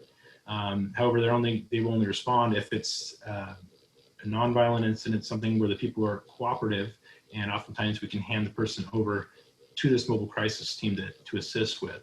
And they're not being sent to the hospital because they're suicidal. It's something lesser than that. It's something that's somebody's undergoing crisis who needs further assistance, but the key being they're cooperative. And the other key is oftentimes you're required to stay with the person. So we're staying with that subject until mobile crisis team drives from downtown to Kenmore, assuming they're not already tied up on another call with, say, Seattle or whoever.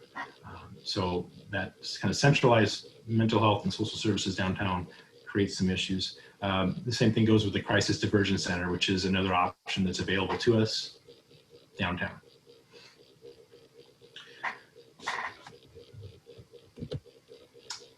On a statewide level, some other recommendations that could be considered. This may be considered maybe more lobbying efforts more than anything else. These are big picture issues.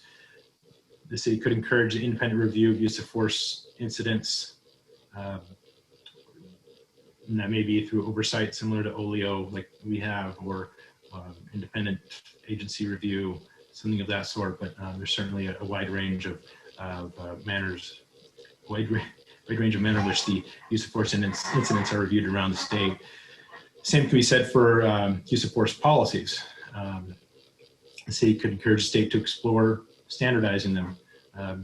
There are places, certainly agencies, not only in the state, but in the region that LVNR, which is sometimes often people refer to as a chokehold, is still a trained technique, and that's within policy. The Sheriff's Office, it is not, it's deadly force, but that's something for, just as an example, some agencies still are allowed to train on, and it's within policy. So standardization of use of force policies throughout the state is something that the city could consider lobbying for.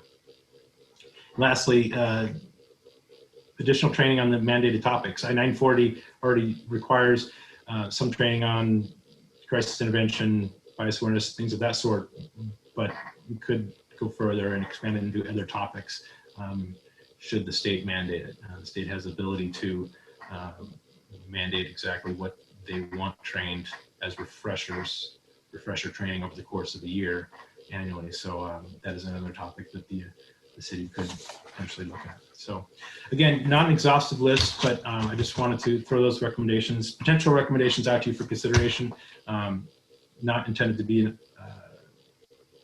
exhaustive list, but just something to start dialogue and carry on. So with that, I will stop sharing my screen and be open to questions. Can I jump in for 1 second here? Mm-hmm. City manager. Yeah, thanks, Chief. Really good job. Thanks for going to all this work. This definitely was not in your scheduled work plan this week. And I know you're the only command officer in our department. We have a small department. You don't have a deputy chief or other sergeants or anything like that. So you had to keep supervising your police officers and run a police department and do this public engagement process. And the report was really thorough. And I'll reiterate, it was not on your work plan. So thank you very much. On a couple of the recommendations, on the county-wide recommendations, we can make it so it's not just Kenmore's voice. So I serve on what they call the oversight committee for all of the contract cities that contract with King County for sheriff services. And I've already brought this up at the last oversight meeting I had with the other city managers of other contract cities about the possibility of us speaking with a united voice and asking for the sheriff to make some additional changes, including body cameras, and really getting the political will to fully fund body cameras. And it's not just the purchase of the cameras that's the cost.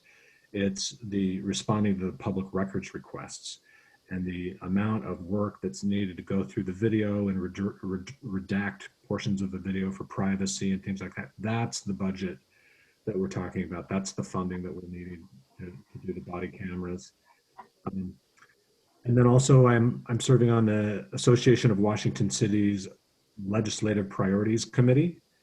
And the recommendations you saw at the statewide level that the chief had are already being discussed by the Association of Washington Cities. And so you can definitely look forward to seeing some of those, if not all of those statewide issues on the AWC's legislative agenda going into the next session.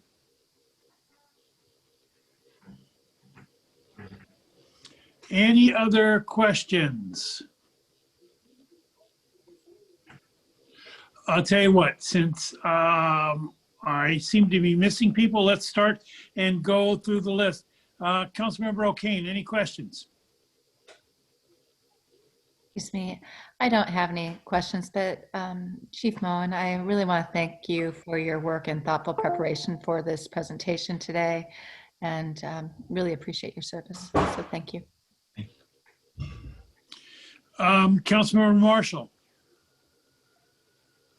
I also want to thank Chief Moen for that presentation.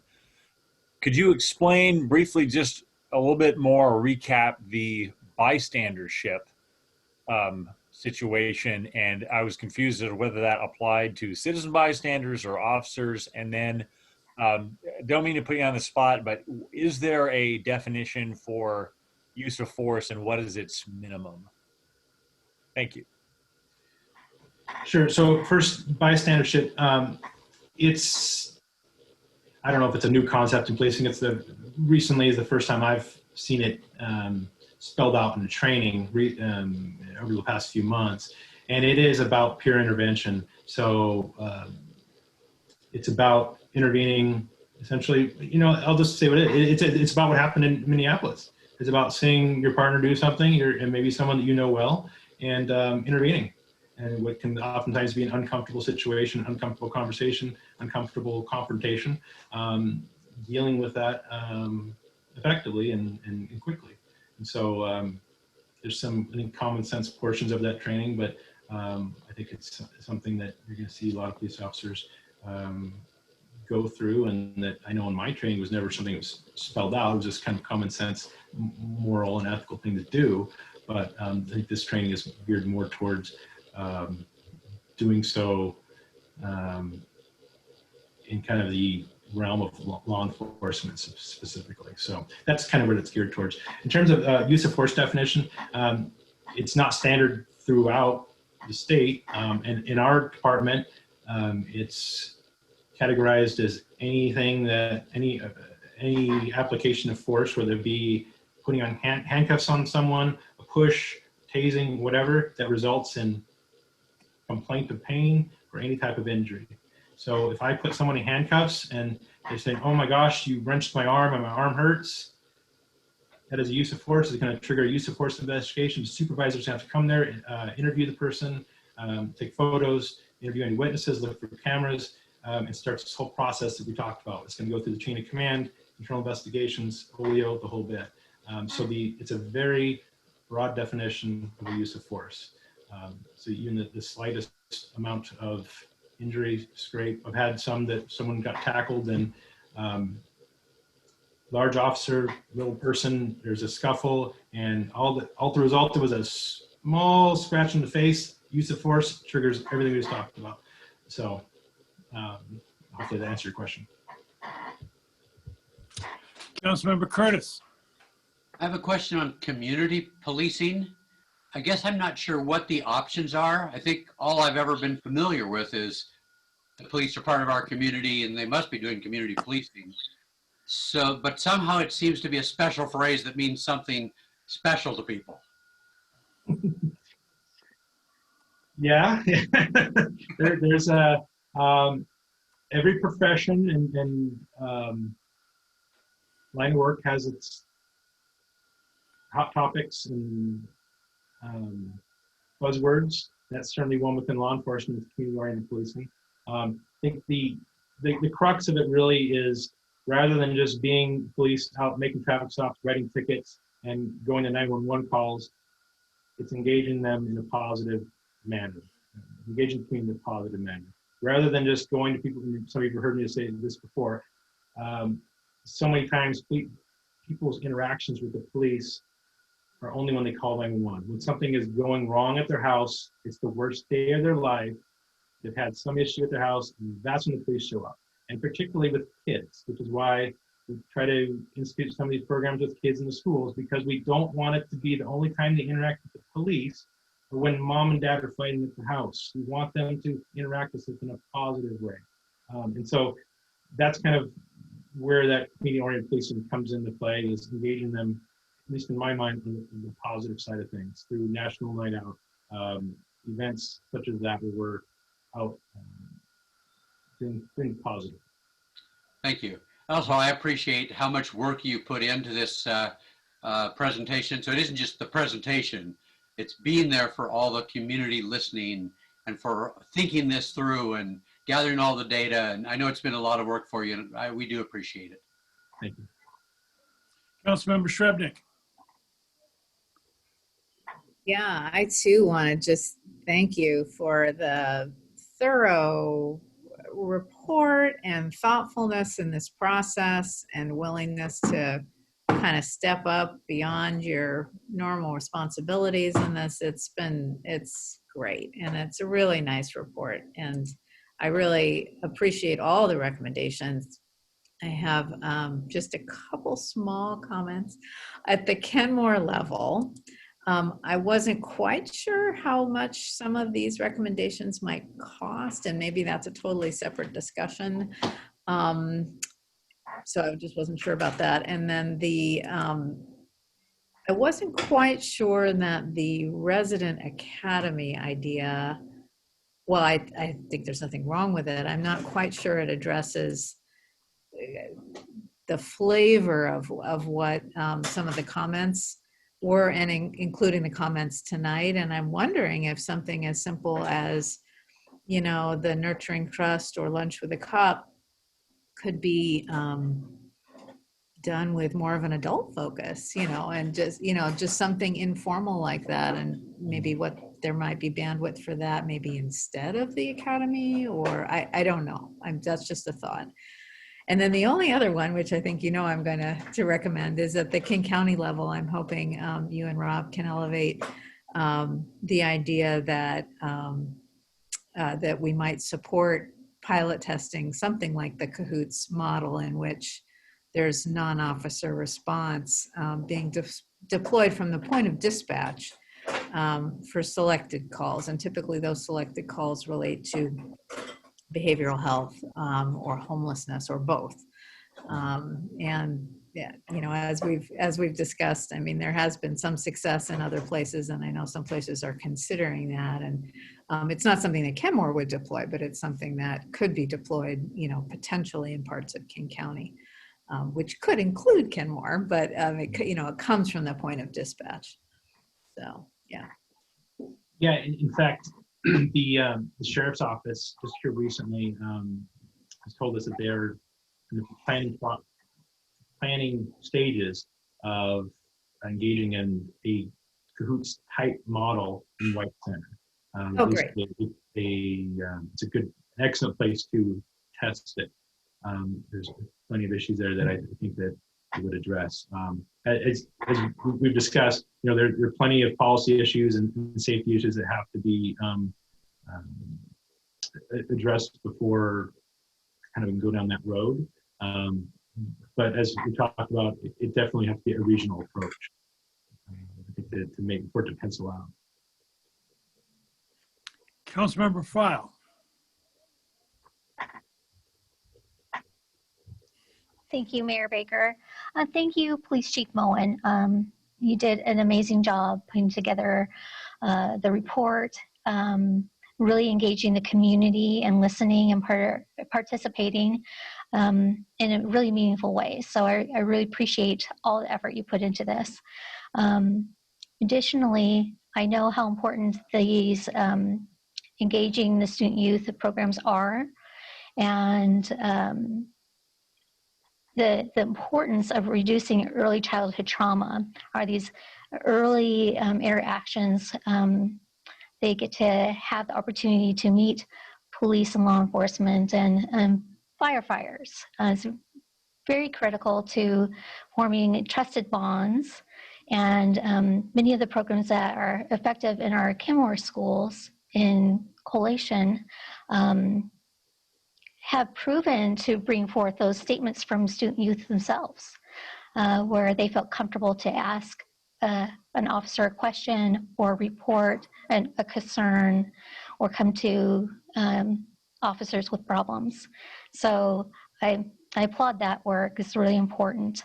I also would like to see a CAHOOTS model here in Kenmore, some sort of a partnership. But it seems like there could be a potentially a possibility for maybe engaging with surrounding cities in a coalition to fund a behavioral and mental health social worker or a specialist to work in conjunction with the services we provide. It might be able to help provide a little bit of that lower level need versus the elevated law enforcement need. And I think what's important for our community to understand is that with criminal and justice reform, there are very basic human civil rights. And that's why we have the wonderful programs such as Radar and the Navigators and the behavioral mental health specialist on call with specialists to back up. And I support funding the Radar program a little bit more in the next turnaround cycle. And so I hope that we can work together on that. That seems a very specific need of our community. Peers has not been really utilized within Kenmore yet, in collation to response and working together with community on certain needs. And that's an excellent program and a good resource to the community in need. And I think you might have to explain a little bit more what that is for people to really understand what that is. And we are very fortunate to have the highest level of training for our officers out of the King County Sheriff's Office. What I would support is Kenmore taking an action with the state proposed legislation or in partnership with other surrounding cities to become a larger voice on these issues that would benefit other cities across Washington state to have a higher level of de-escalation training, to have that higher level of anti-bias training that our officers do have. The one thing we did hear abundantly is the lack of understanding of what really our law enforcement does and the duties of our law enforcement in relation to family and community engagement. So I think there's a greater need to grow those programs that might be held in an evening and on those important issues of whether it's how to dispose of your prescription drugs at home and utilize a drop box, and why you use a lock box, prescription lock box in your home, and the disparities that are reduced due to those types of applications, I think is important. So thank you for your good work on this. And that's all I have to say. Deputy Mayor. A couple of comments.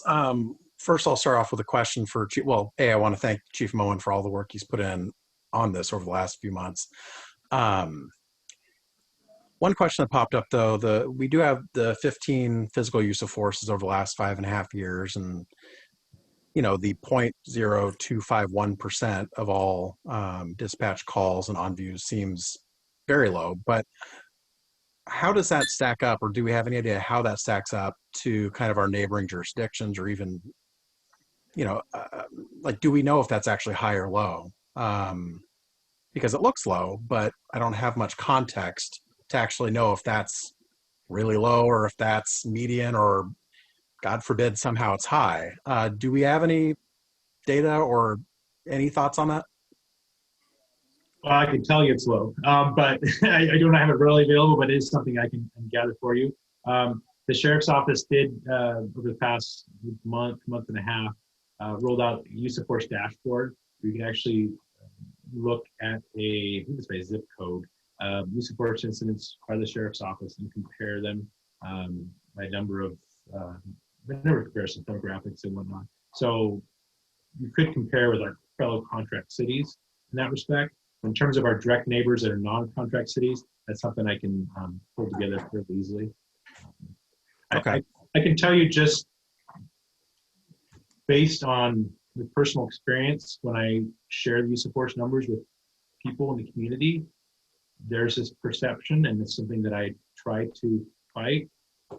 It's this perception that we're constantly using force. And unfortunately, it's a narrative that's due to its issues nationwide, that somehow the police in every city, in every county, in every state are out using force constantly. And so that particularly was my intent in drawing out this 5 years worth of data to point out that that's not necessarily the case. I appreciate that. And then out of the 15 use of force, were there any complaints filed, or any were there any complaints filed that had to be investigated beyond just the normal physical use of force investigation that occurs? That's a good question. I'd have to go back and look. I don't believe so. That's not true. I can think of one of the 15 that I know it actually was a use of force because someone complained that it was an excessive use of force, even though by our definition, it didn't even qualify as use of force. There was no injury, no application of any taser or anything like that, but because someone had alleged that use of force was used, it falls under that 15 and was investigated as such. So I can think of that one in particular. The others I'd have to look up and get back to you. Okay, I was just curious. And then to kind of reemphasize what some of my colleagues said, I think the idea of kind of continuing citizen engagement with the police to make sure we're getting kind of constant feedback. This isn't a one-time thing we're doing this year, and I don't know what that looks like, some sort of Citizen Advisory Commission or something. I don't know exactly what that looks like, but I do think it's important that we continue beyond just things like Night Out, which I've enjoyed and I missed out on this year. I like getting a free hot dog. But I think it's important that we make community outreach and make building those really meaningful connections with our police. That's something we continue to really emphasize and do, because we need not only for people to know that they can. We need people not only know who our police officers are, but we need our police officers to know who we are. You know, they're not always from our community. They may be, you know, they may live somewhere else and drive in, but we need them to really know the people in Kenmore. And that's, you know, when you're just responding to calls or pulling people over, that gives you kind of a one view of Kenmore, but Kenmore is much more than just that. And so I think it's a two-way dialogue that we need to continue to foster going forward. I appreciate a lot of the other recommendations that are in here, especially the, which one was it? Sorry. The bystander training. I think that's one that is of particular importance right now. And I definitely would love to see us expand radar, and, you know, if there's ways for us to do that in conjunction with the other North King County cities that are already using radar, and King County, that would be a great way for us to kind of leverage that and maybe get additional service that we couldn't just get on our own. But again, thank you for all your work put into this. Thank you for the work you've had to put in the last few months. I really appreciate that. Thanks.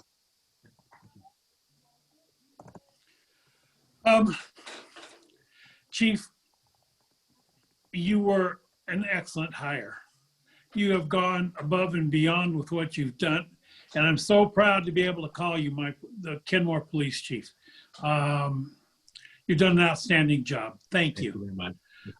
Let's go around one more time to make sure I've got everybody. Council member, it'll come to me in a second here. Okay. I just want to echo Deputy Mayor Herbig's comment on, I'm really glad that we're looking at the depth of the anti-bias training.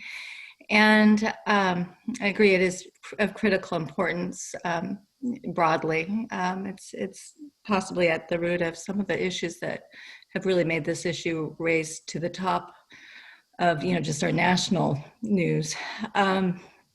The other thing that I want to say is I was really thankful that you were including continued community engagement and open to the community helping form that and drive it. I think I had heard you say that, and I am very glad about that, because community engagement is really what's going to, you know, what we need to make this city and the best it can be, and so that we're serving our citizens' needs. So I recognize your openness to it, and I liked that you put it out on the table. So thank you.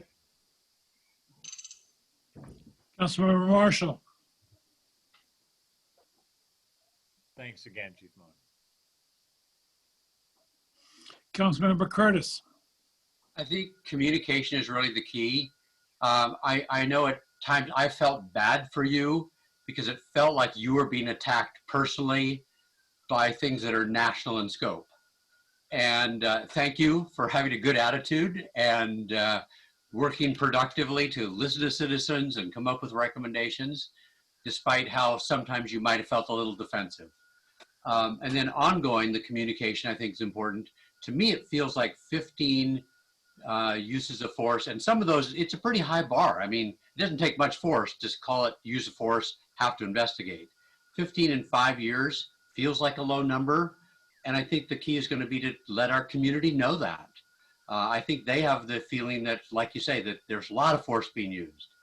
So getting, you know, the word out, being informed, you know, the citizens need to know what you guys are doing and what you're not doing. So I just appreciate all the hard work. Councilmember Shrevenick. Nothing more to add. Thanks again. Councilmember File.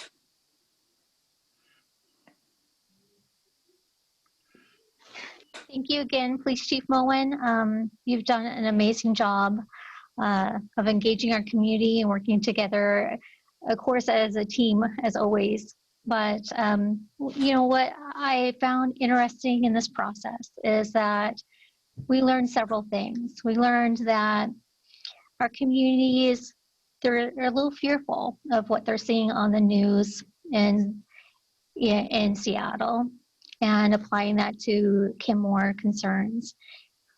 And you know, there were issues that touch on diversity and equity, and why we need to do the work here in Kenmore, and applied stereotypes, and really rooted work that we need to unbox and work together with our community to help us all grow together. So keep up the good work. I look forward to more community engagement, and we are very fortunate to have you serving our city of Kenmore. So thank you. Deputy Mayor. Nothing to add as far as this report goes. I do hope that what Councilmember Shrevenick brought up, cahoots, I do hope that we can, on a larger scale, get to a model where calls that don't require an armed response are able to be responded to with an unarmed response. Because I do think that that is one of the biggest issues we're dealing with as a country right now, as far as trust with, you know, there are communities that won't call 911 if there's an issue because they're concerned about the response. And I think it's also a way that we could save money in the long term by actually putting funds towards what they're needed for. But that's kind of a different topic, but I just wanted to emphasize that a little bit. But again, I appreciate everything that Chief Moen did and all the work that staff has had to do on this. Thank you, Chief. I can't imagine you're going to remain a sergeant for very long. You're outstanding. We're fortunate to have you. It's going to be captain pretty soon. We'll lose him. Thank you all.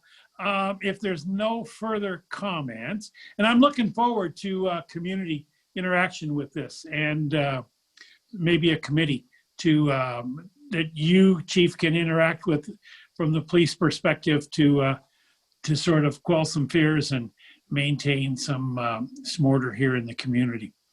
I had to say one more thing. Absolutely. Several of you said that, you know, you hope this is not just a one and done type thing, and we totally understand that. And on your next agenda items, we're going to talk about that a little bit more when we talk about a diversity, equity, and inclusion program, a holistic program for the whole city, including police, and the resident engagement that's going to be needed for all of that. Thank you, Chief. All right, next item on the agenda, resolution number 20-349, declaring racism a public health crisis. Adam Nebenzov, our city management intern.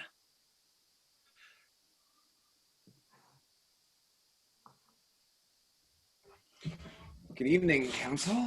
So let's get started. I'm just going to share my screen.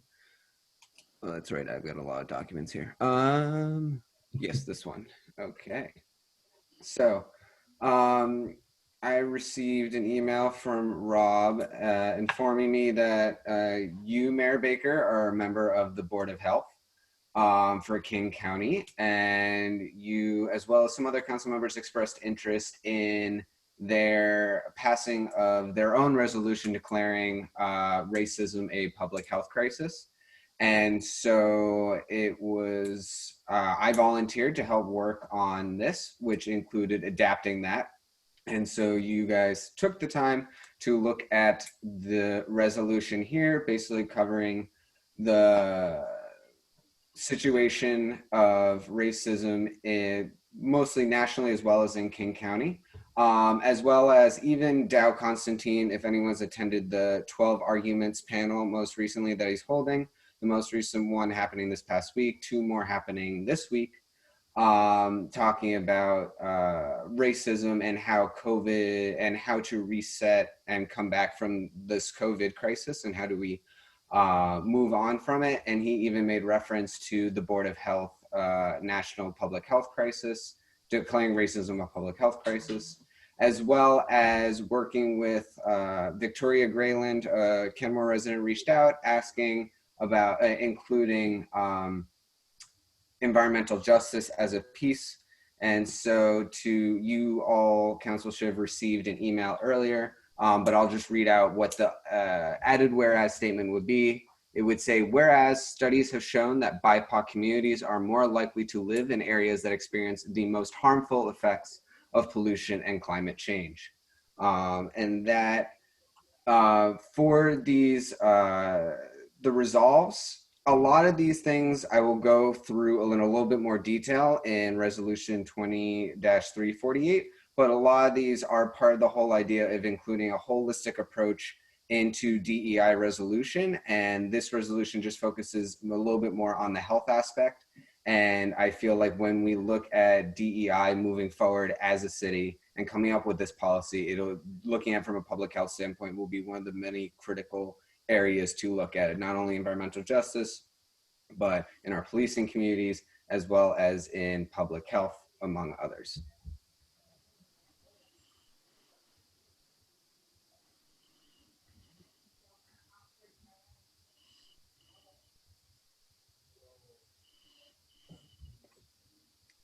And I guess I'll take a little bit of a break for questions or comments about this before moving on to resolution 20-348, unless you all would wish for me to move forward. Are there any questions on this?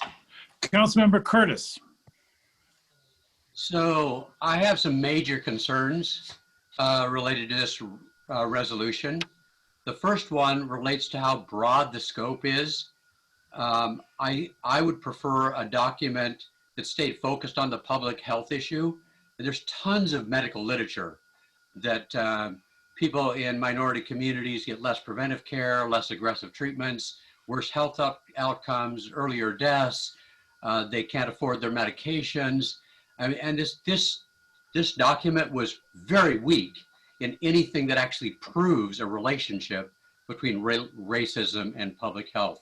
I think there was only 9, 10, and 12 were the only 3 that strongly related the 2 issues. So I think it's trying to include education, and now we're throwing in climate change. And I think that, my 9th grade teacher taught me, have a thesis, have a statement, and then the rest of the document should support that. This feels very broad, very unfocused. My second big concern is that of the action items that are before us, the A through F, some of them seem very vague, like B, to help advance a public health approach to addressing institutional systemic racism. I mean, what does that mean? Who's giving guidance? Is our city manager supposed to become a public health expert? Does anyone know how to do this yet? It just felt very vague. And then the one I was the most concerned about was C, where the city manager is going to assess, revise, and write our city guiding documents and policies with racial justice and an equity lens. I mean, does that mean he's going to redo the whole comprehensive plan? Because those are our guiding documents. I think that should be city council work, not city manager work.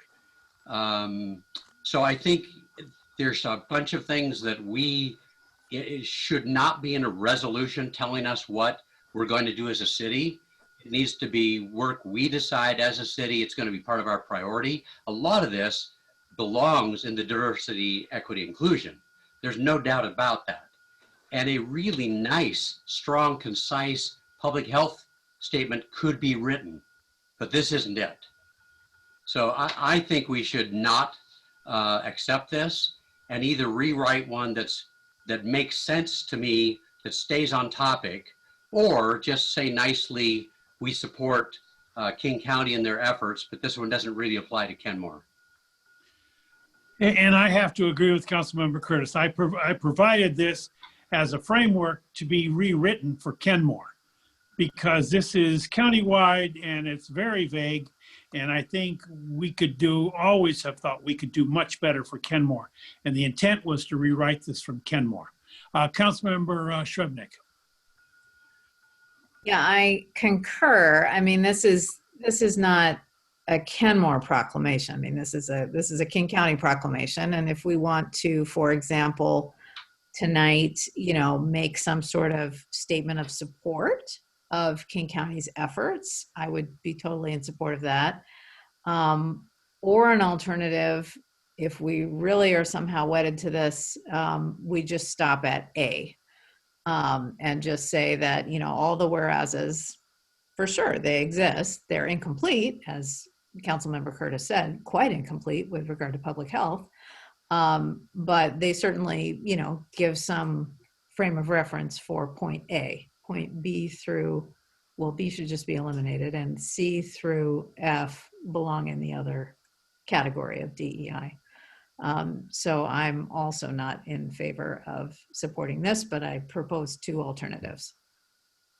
So let's go down the list so I don't miss anybody. Let's start with Councilmember O'Kane.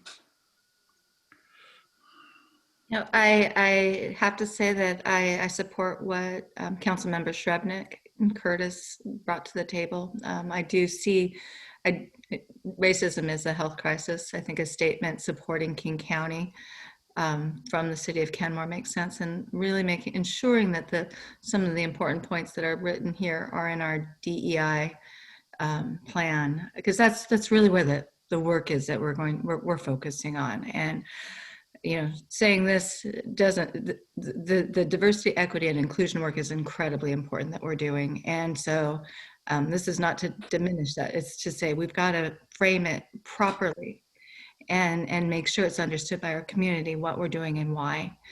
And I bet, boy, I think this was good work too, Mr. Nebenzal. So thank you for putting this together. I tend to agree with our fellow council members there. Councilmember Marshall.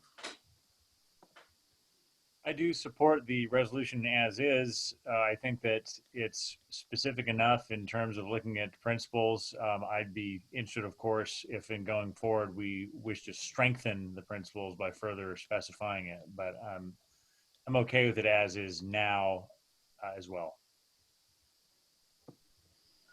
Councilmember File. Thank you, Ad Nazrul, for putting this together. To be clear, King County Public Health had requested or made the ask that we sign on to their resolution during one of the listening sessions. So I do support this document. I support their work as a partner, a city of Kenmore.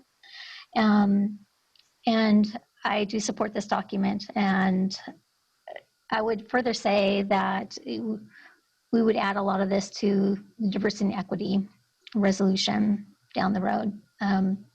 But that work is really important that we do. I know that when King County did their resolution, it was, some reported it was done really fast. And I've seen other work that's been maybe a bit more impressive they had put out. So I would be in position of signing on support of their original document, like the other council members here.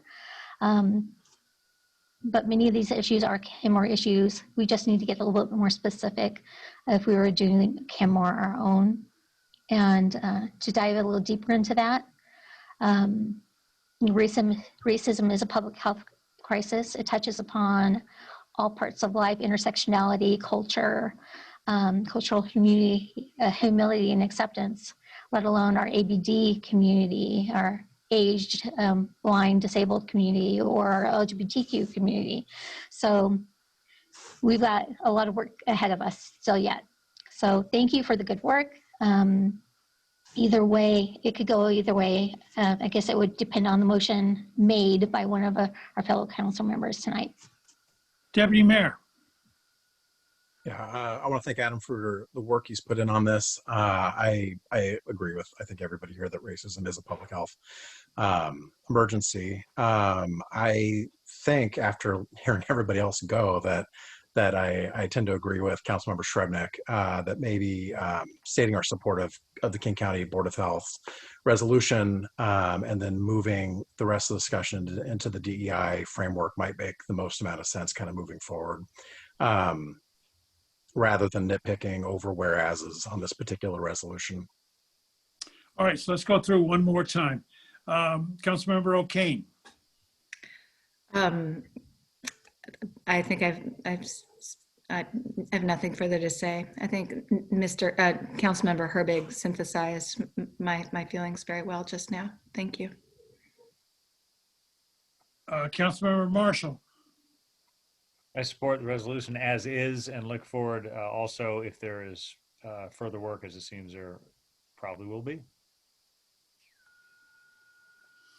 Councilmember Curtis.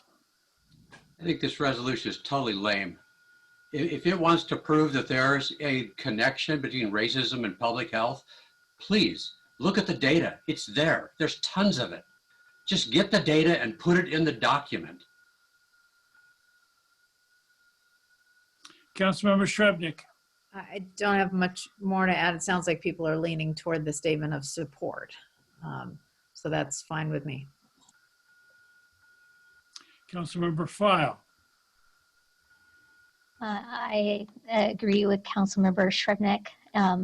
A statement of support is appropriate. Thank you. Deputy Mayor. Nothing more to add. Can I just say something? In Adam's defense, he actually started to write a resolution that was a little more Kenmore oriented. And I'm the one that said, no, copy what King County did. I don't want to be accused of being selective and everything. So it's my fault. All right.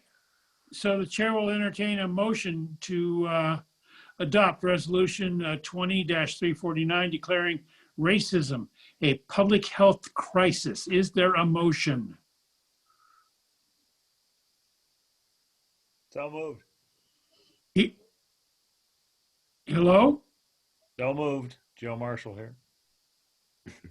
Okay, so we got the movement, and I'll second. So, enter further discussion. Council Member O'Kane.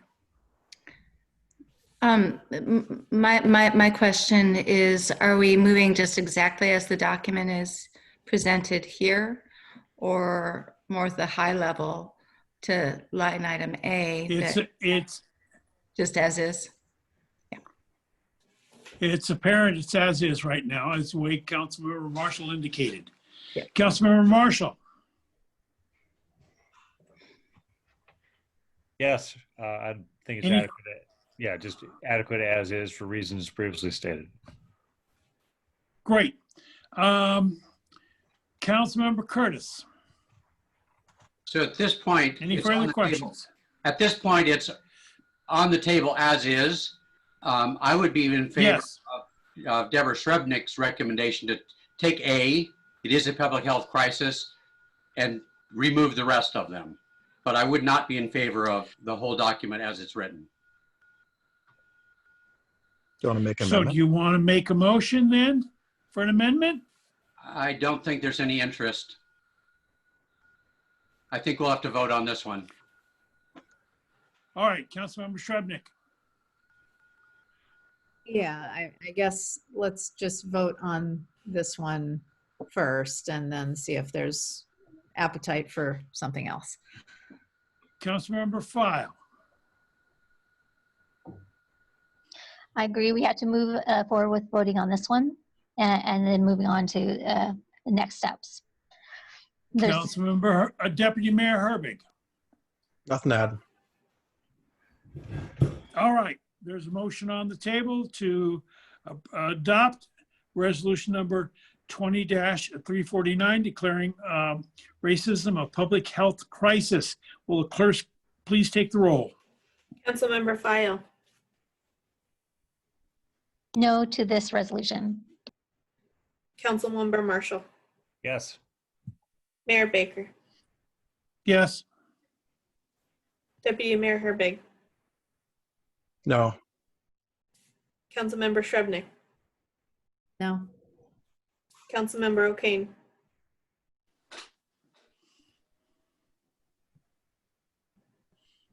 Councilmember O'Kane. Yeah, no. Councilmember Curtis. No. All right, next item on the agenda is Wait, I I think there might be What? another motion on the table. Don't go into motion, yeah. Well, we voted this one down. That's And right. we're moving to the next item on the agenda. There's no item No. in between. We would like What do you mean No. no? we would like to propose a different motion. So I would like to propose a motion that we accept this resolution in an amended form, and just down in the bottom section, take A only and remove B through F. Second. All right, I don't know if this by parliamentary procedure is appropriate, because we finished with one item, we're moving to the next, and it may be more appropriate to add an item to the agenda. But if this is what council wants, this is what we'll do.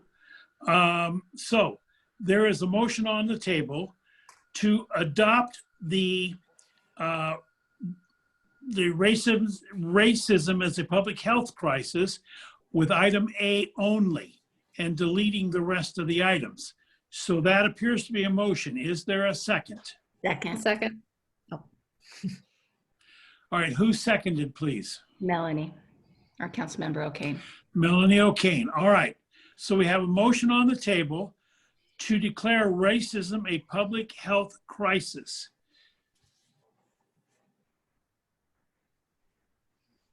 Councilmember Curtis, you want to clarify that further? This is, I will say, a compromise on my part. I still think it's a lame resolution. And I don't agree with adding climate and education and everything else that's has no purpose to a simple 9th grade topic statement. But I think this is a compromise that probably we can pass. We're only looking at item A. So with item A only declaring racism a public health crisis, we have a motion and a second. I'm sorry, Let me go through this. I don't believe he's, Yeah. I'm sorry, can I ask a question? Yeah, Deputy Mayor. Okay, I just want to clarify, I don't believe that Councilmember Curtis's motion was to delete the whereases, but was to just delete on page 2, items B through F in the now therefore section. Is that correct, Councilmember Curtis? Correct. Okay, that's what I thought. So it's more than item A. It's everything up to item A, and then deleting items B through F on All right.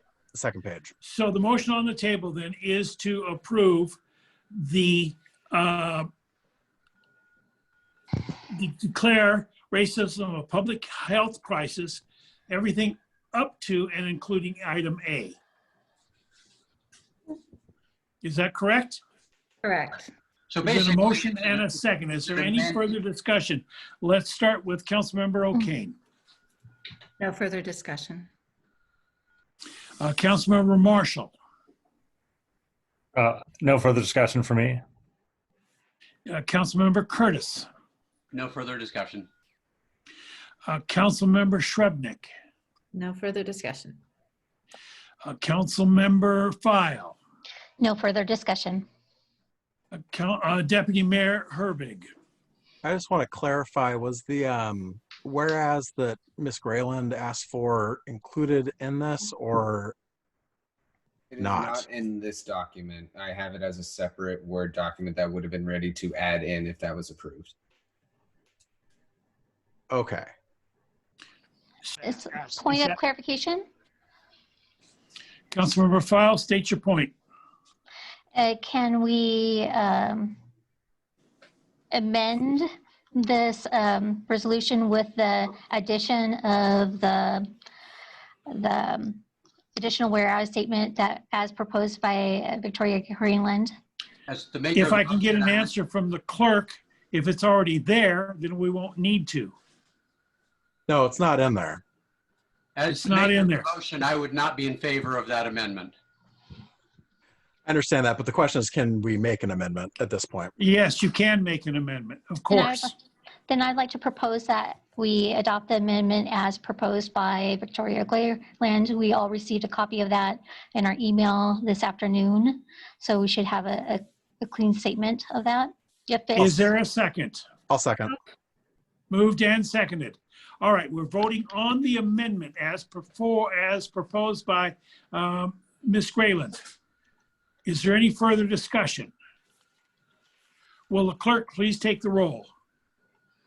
Councilmember File, Yes. Deputy Mayor Herbig, Yes. Councilmember O'Kane, Yes.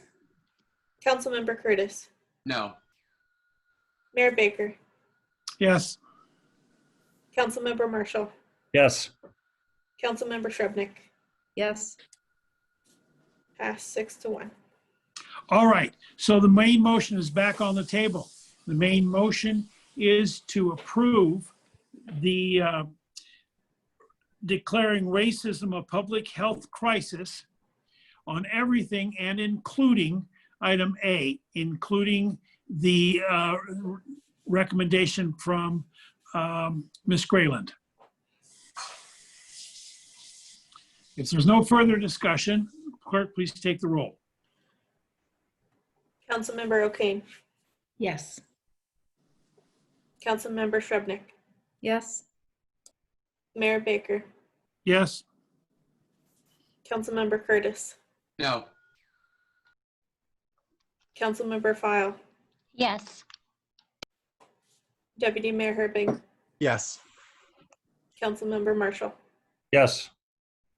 Passed 6-1. All right, next item on the agenda, resolution number 20-348, developing a framework to begin the process of developing a diversity, equity, and inclusion policy. Mr. Nebenzal. Thank you, Mayor. Okay, so kind of building off resolution 20-349. Prior to that, we were I was requested to look at other cities and what they have been doing in regards to diversity, equity, and inclusion policies. Now, you could break it down to a lot of different things. We felt, the city manager's office felt that breaking it down to 6 different aspects, apologies, I had to count there for a second, or 5 different aspects, where looking at different cities around our area, some a little bit in bigger population, resulting in resolutions affirming inclusivity, resolutions to direct program creation, staff specialty, a commission, or additional resources. Upon my research, these are tables of which I was able to find information on public records on city websites. Occasionally, I had to reach out to cities themselves, like the city of Tukwila, where they have a lot of their policies not necessarily available as easily, but we were able to get that information. We also did a study of looking at cities of smaller or more reasonable sizes, more similar sizes, excuse me, of what is currently, of what Kenmore is like. And if you see, there is a bit of a difference between how much investment, like staff specialty, like is there a staff member that is hired for DEI specifically for a city of more the similar size of Kenmore rather than cities you see as like Kirkland or Seattle, Redmond, Renton, etc. Moving on from there, we did some research about cities specifically. If you look at the city of Shoreline, our neighbor, they have a diversity and equity inclusion coordinator who works specifically on developing DEI policy. If you look at some cities that are bigger, like Renton, they have a toolkit that they implement, as well as they have a commission, as well as they have staff committee, subcommittee working on that.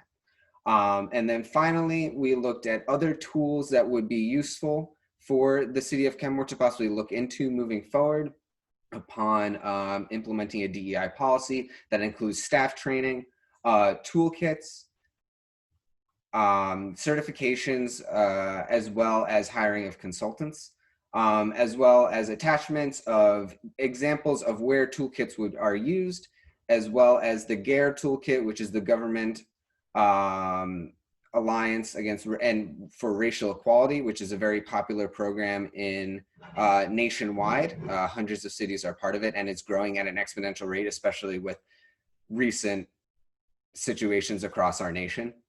as well as speaking to council member file, the North Shore School District Toolkit, as well as speaking with Tukwila, the consultants with DEI expertise. Tukwila was able to give us a 27-page list. I actually spoke with the city of Issaquah, who is going through a similar situation right now, and they were able to present a list that was a little bit smaller that we could propose at a different time, as well as looking if we were to move forward with DEI policy.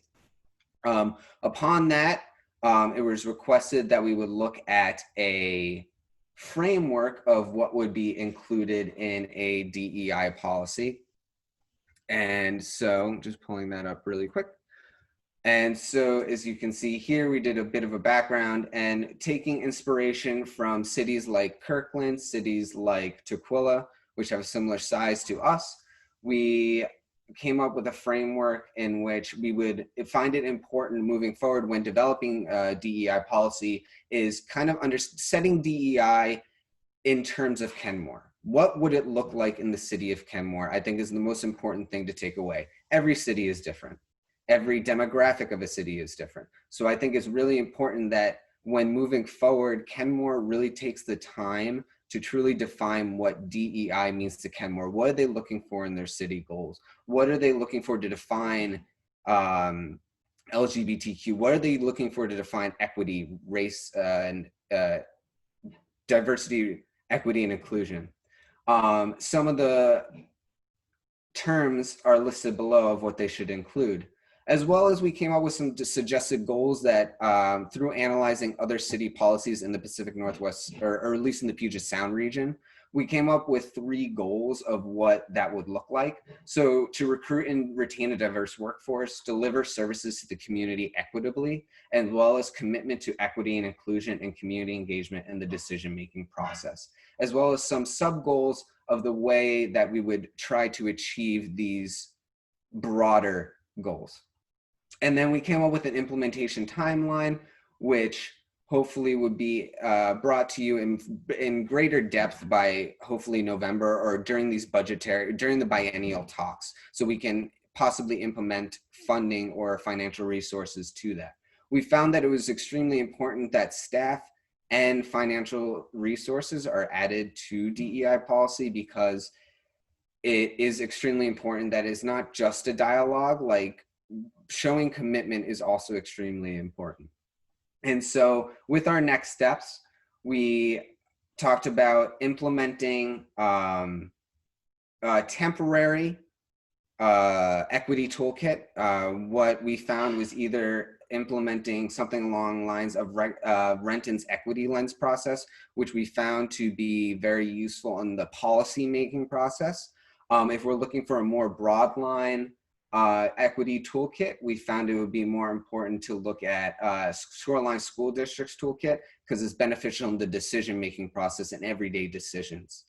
And finally, with a timeline, we are here speaking today to talk about adopting the resolution. In November, we hope to present, the city manager hopes to bring back with you a DEI policy timeline, as well as what that might include.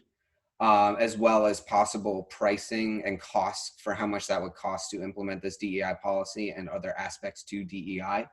And then hopefully putting out a request for proposal around December, and then possibly coming up with a consultant hiring around March. As well, and then from March to December, developing this policy, as well as working with the community to understand, kind of create a dialogue with both sides to create this community engagement process and establish DEI across the whole community. And then finally, in October, November of next year, hopefully that we decide to adopt a specific policy that has been vetted by community members, as well as the city council and the city staff itself. And so before I move on, it was also requested for council member File to discuss her position statement, and I want to give some time for that right now. Council member File, if you're okay with that before I go on to the resolution. Thank you, Adam. If you give me a moment to set up for that, I appreciate it. I'll let you continue on. I created a PowerPoint slide ahead of time for you. Look how fabulous you are. So what's really great about creating a position statement is helping to create a bridge to help our community see our commitment to the work.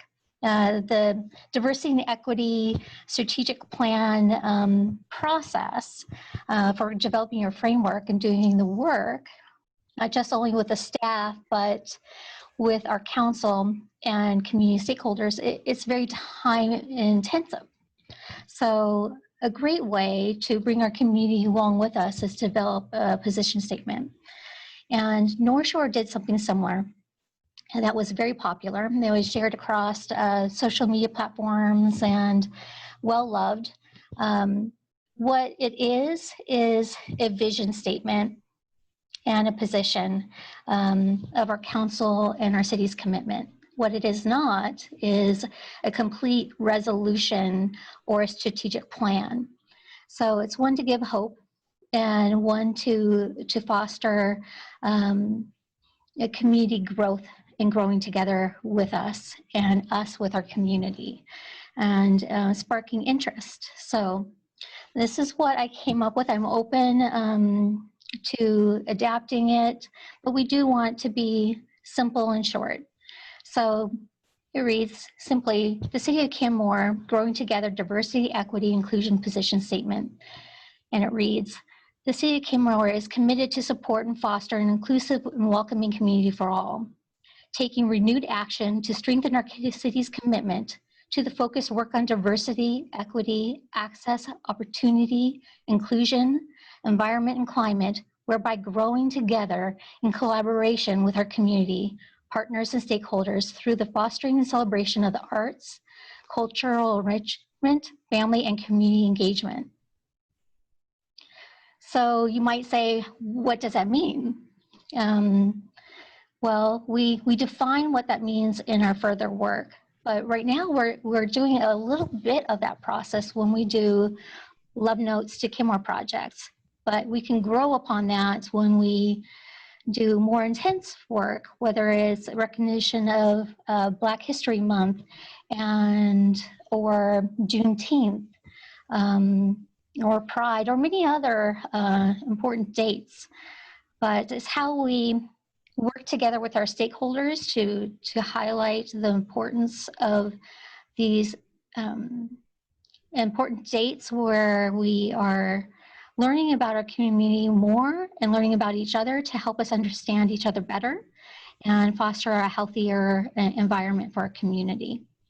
So I'm open to thoughts and considerations. All right, let's go down the line so that we're not missing anybody. Councilmember Councilmember O'Kane.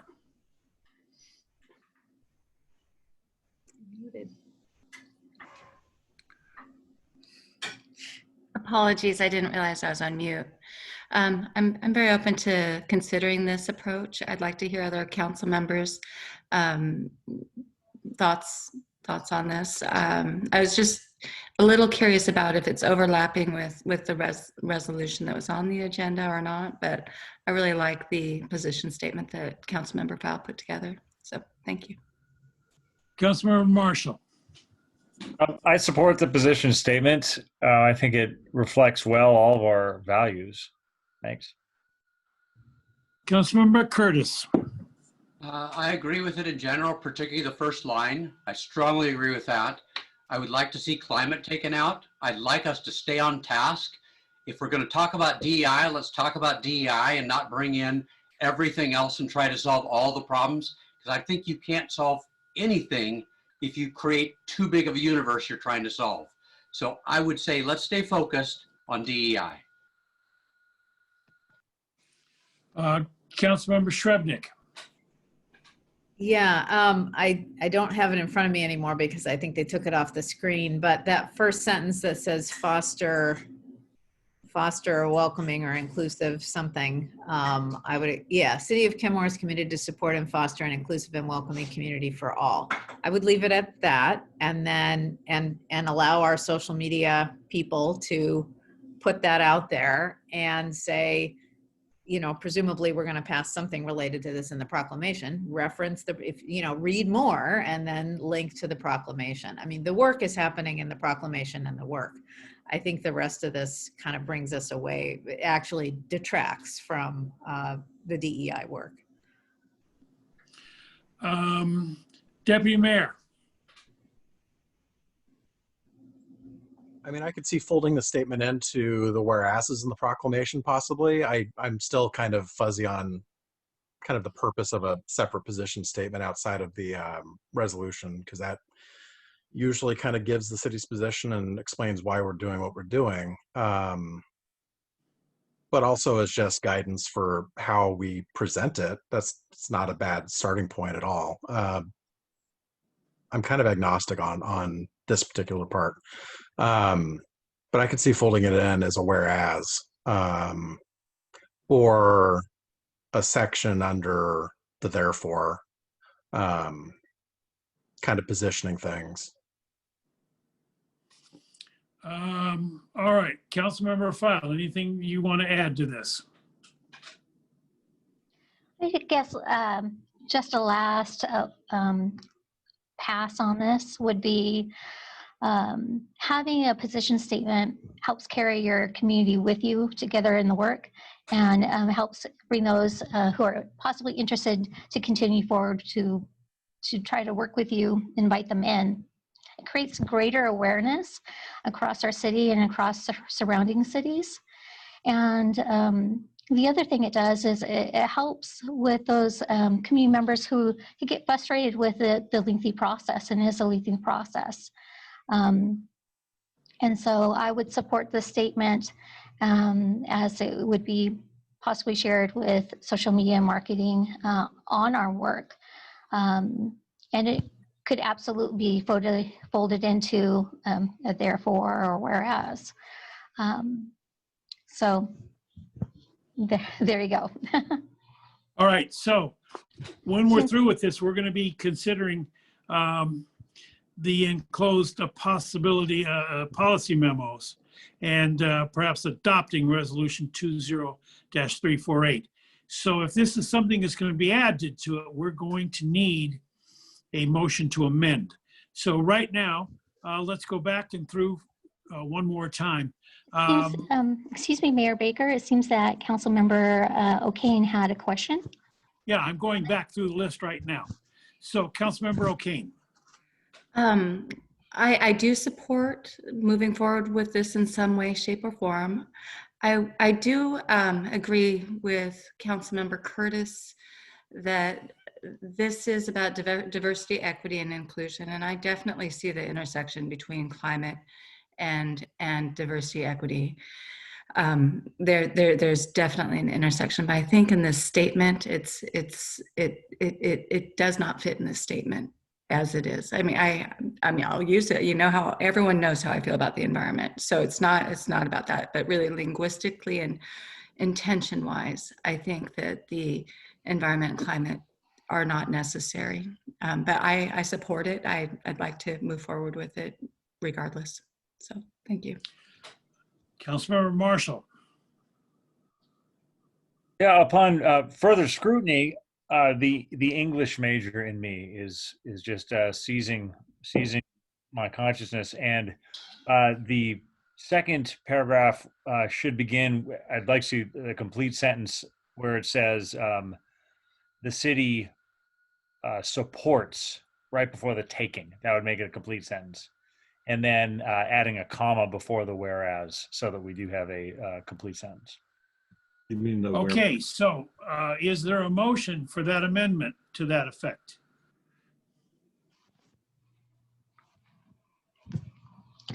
I'll make a motion Okay. to the amendment. Okay, and the motion to the amendment is, so the clerk can get it down. Councilmember Marshall, could you? Yeah, could we see the amendment again real quick, please? Oh, gosh. Thank you. Sorry, yes, I was also typing in the edits on the document so I could make sure I have it on location. Okay. Point of order. Oh, yeah, you got it. City supports. Oops, sorry. Councilmember Curtis, state your point. What rule's being broken? I'm totally confused. Is that, so are we proposing that this becomes part of the resolution? Not yet. We are editing it. So, but I heard the word, we're editing an amendment. Yes, the amendment is to edit this statement. And Councilmember Marshall is now explaining the edits.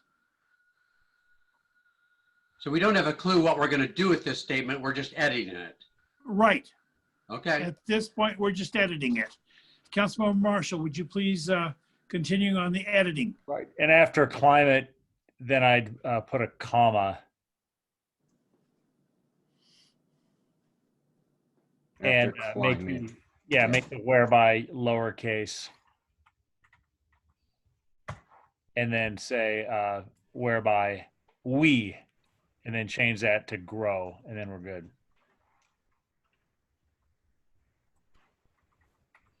Thanks. All right. So the edits are in place. There is a motion. Is there a second to that motion? State the We're motion dealing with again? the edits. Okay, just the edits. Yes, I'm looking for a second to the motion to support those edits. So I made the primary motion and I'll second. I believe there was Moved and also seconded. edits around environment and climate, but I Was don't there- know. So moved and seconded. We are on the amendment only. And there is a motion and a second, and Councilmember O'Kane has a question. As Councilmember Shrubnik mentioned, we did discuss, before we take a vote, I thought, do we want to keep environment and climate in this statement? Or I'm okay either way, but this would be the time, I think, to make that edit if we wanted to. So. That will actually change the motion. Okay. So right now, the motion is to accept these edits the way they are. If we want to deal with environment and climate change, we can do that as another amendment. Okay. So right now, we're dealing with this amendment. Can we just clarify? Yeah, can you go through exactly what changed so I get it right? Yes, we are changing the after climate, whereby we grow together. Is that correct, Councilmember Marshall?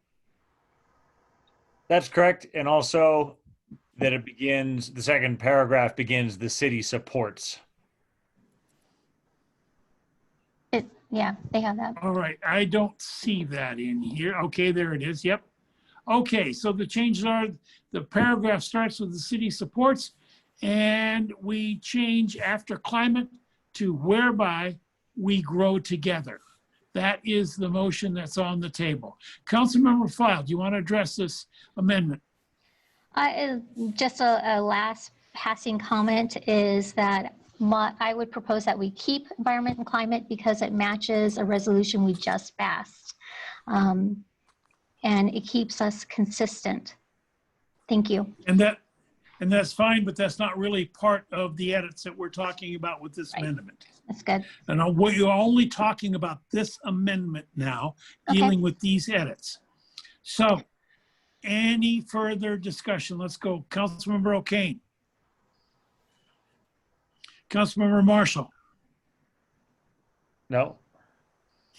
Councilmember Curtis. So I'm still confused. So we're talking about, we edited a thing, which we're calling an amendment, but what's the main motion? I've missed something here. Is this being proposed to add on to our resolution? Is this being proposed as a separate standalone position statement? Not yet. Well, what is the motion is without this statement to consider the enclosed policy and adopt resolution number 20-348. To consider this, it's another amendment. We're dealing with the changes to this first.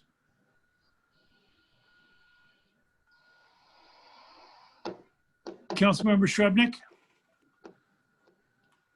Nothing to add other than my similar confusion with Councilmember Curtis.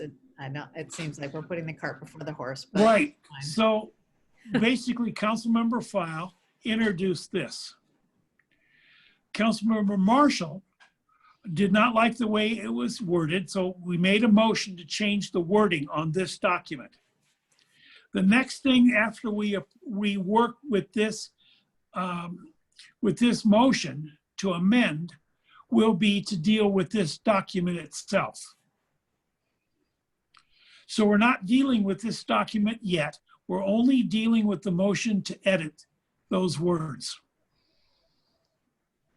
Does that clarify anything?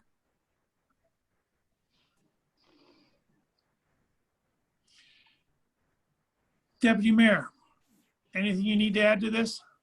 Nothing really, other than I feel like we could have done the editing without all of the Robert's rules, motions and seconds, and done it more informally and gotten it done by now.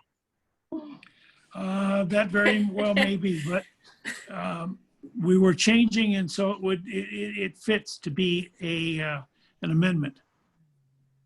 All right, so with this amendment, only changing the wording in here, adding the city supports, and whereby we grow together are the edits.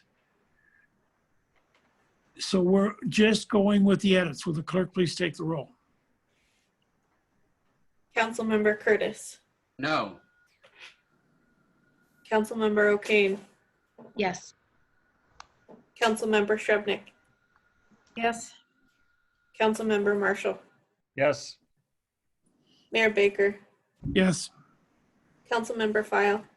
Yes. Deputy Mayor Herbig. Yes. All right. 6-1. So the amendments passed 6-1. Now let's go to this addition. Is there a motion to approve this addition? So moved? Is there a second? Second. Moved and seconded.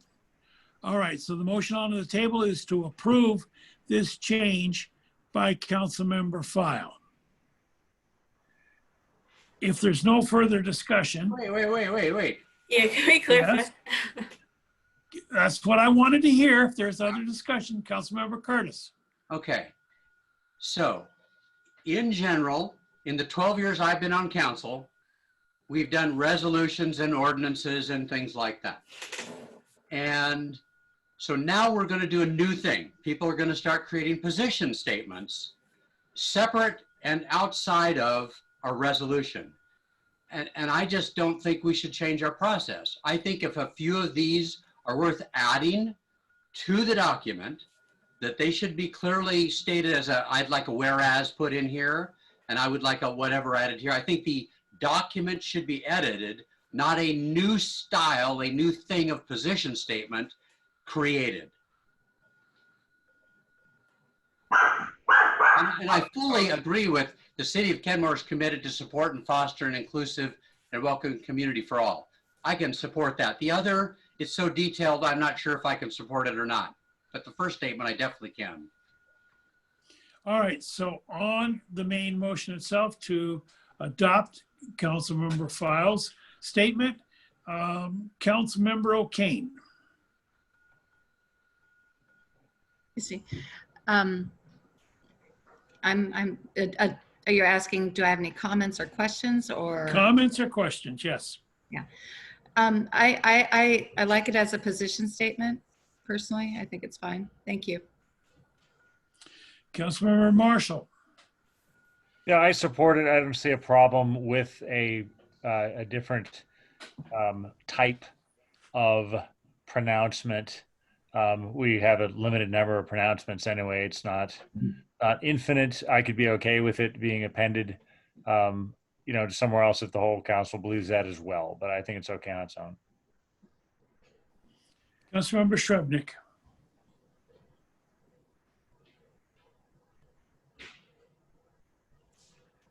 Can I say something? I agree that if something is worthy of putting in the proclamation, it should be put in the proclamation, and that we should not create a whole separate work plan around position statements. I think we should allow our staff to promulgate our positions in the way they see best. And that is not just about DEI. They are very skilled in knowing how to place things on social media. We don't need to do their work for them. But if there is something about this that we want to add as a whereas, we should add it as a whereas. I don't see anything additional in here that we should, but if somebody does, I would be willing to consider that. Deputy Mayor.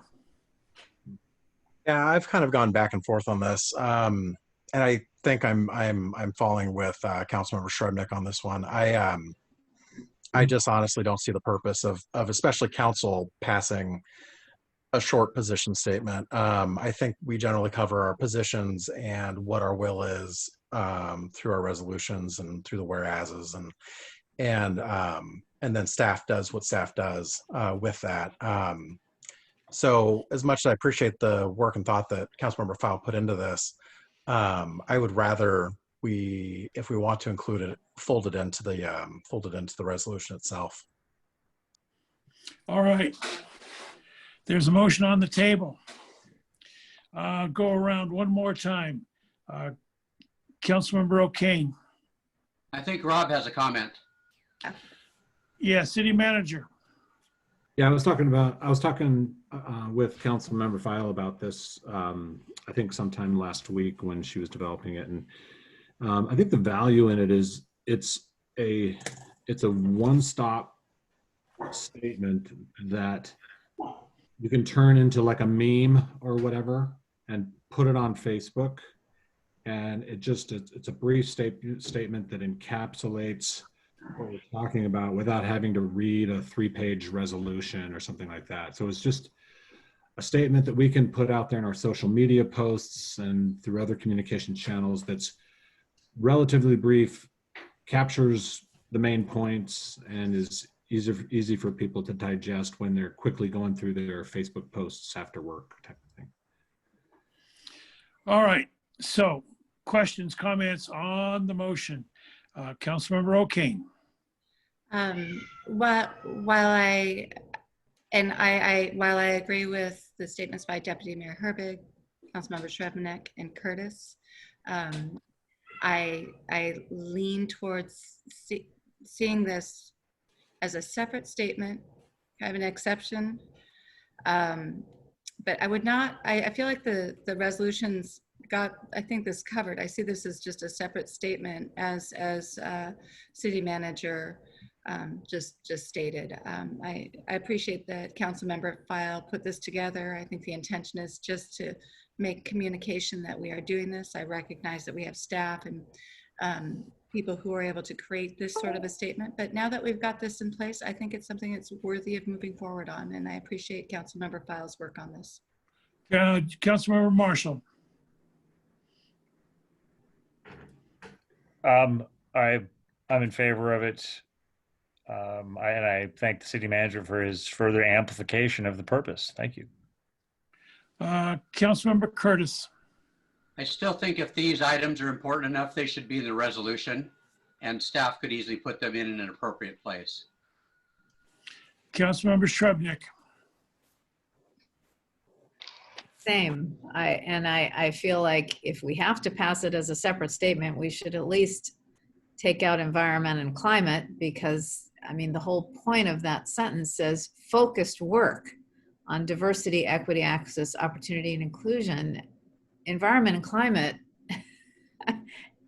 I mean, it doesn't make any sense. So I don't know. I have a problem with creating a whole new work plan, and specifically with the way this is worded. Deputy Mayor. Nothing new to add, actually. All right.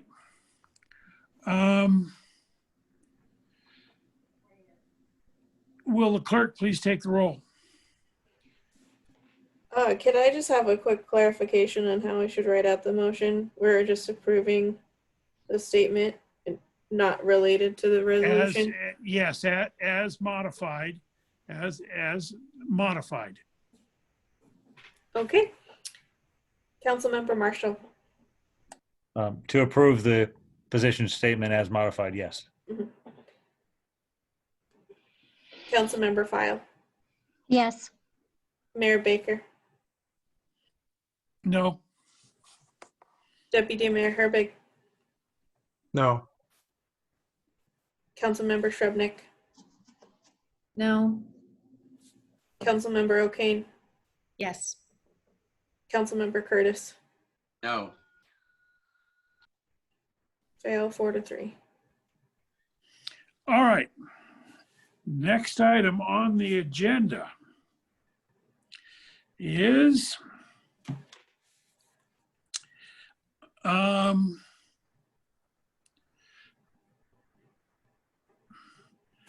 staff resolution. report. Do we? We still haven't finished the DEI Yeah. framework. Oh yeah, we still have the main one. Sorry.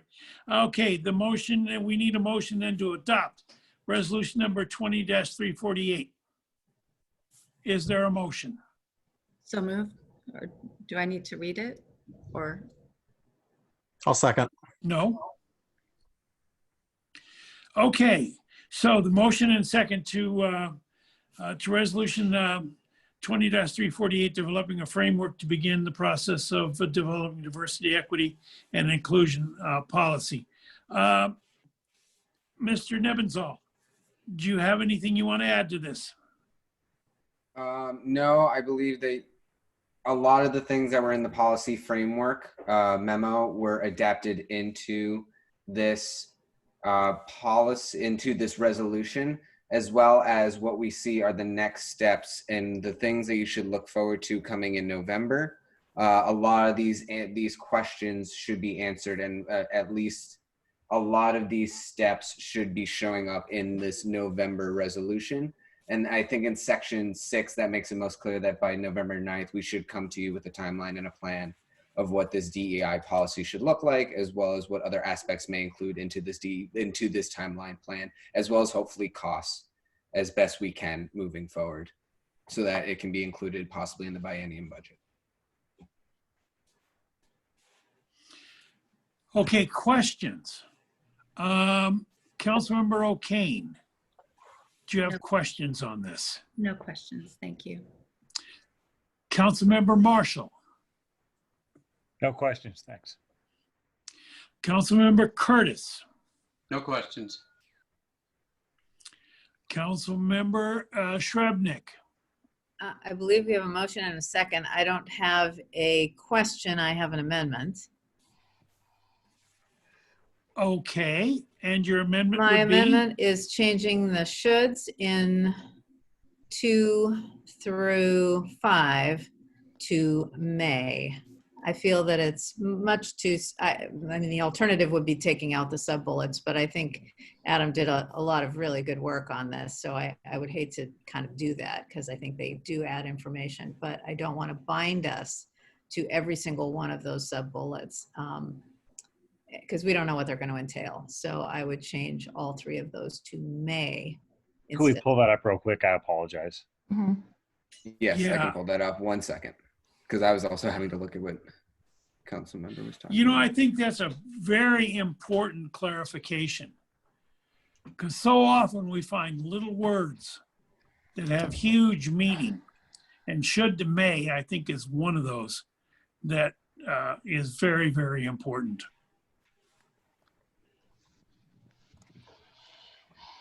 So there should here in sections 2, section 3, section 4, and section 5. Yes, here, those shoulds. Yeah, so may include, but not limited to. Yeah, I think those are very, very important nuances. That's a good catch, Councilmember Shrubnik.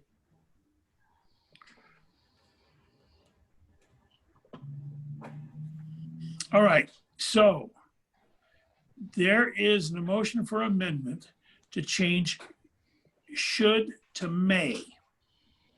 Is there a second? I'll second that. I'll move to second that. Oh, Councilmember Curtis seconded. All right, so the amendment is from section 2 Is that correct? Section 2 to 6, change should to may. Was 6 included Or is it 5? That's what I'm think it asking. was 2 to 5. 2 to 5. Okay. 2 to 5. Okay. The amendment then is to change should to may in sections 2 through 5. That is the motion on the table for the amendment. Is there any discussion? Councilmember O'Kane. No discussion. Councilmember Marshall.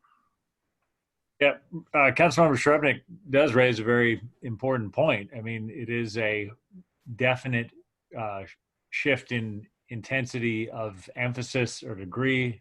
Should it be something that is more of a directive or a little bit more discretion for the city manager?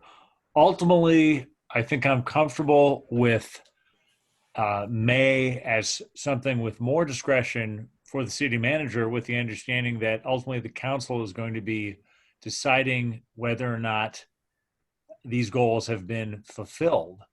Where with the original idea of, okay, you leave to the city manager at least more of the day-to-day decisions for how the rubber hits the road and where the decisions are made. I think I'm okay with the maze. Just, and it's, as an attorney too, it's difficult to escape that distinction for me. I know those little words are important to an attorney. Councilmember Curtis.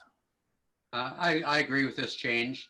And by November 9th, something will be proposed to the council and we need to approve it. So no matter whether we say may or should, I think the may gives us more flexibility. Councilmember File. I'm fine with may. I'd also propose another edit. Let's we're- deal with it. Let's Yeah. deal with this one first. Exactly, yeah. Deputy Mayor. I'm fine with it. And I also have All another right. proposed amendment, but that's, yeah. Yeah, we will come back to that. Okay, so this amendment then in 2 through 5 is to change should to may. Is there any further discussion? Hearing none, clerk, please take the roll. Councilmember O'Kane. Yes. Mayor Baker. Yes. Councilmember Shrevenick. Yes. Councilmember File. Yes. Councilmember Curtis. Yes.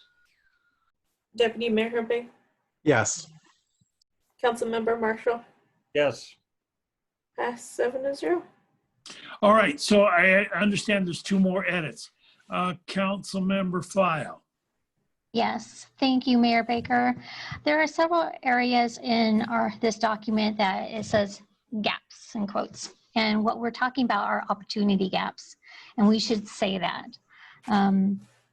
because it is clearly defined what we're talking about that way. And gaps could be almost anything else. But we are talking about opportunity gaps here. That's specific. So I propose that we change gaps to opportunity gaps. Where are those located? Okay, so the first one is located on page 2, section 3 and B, A and B.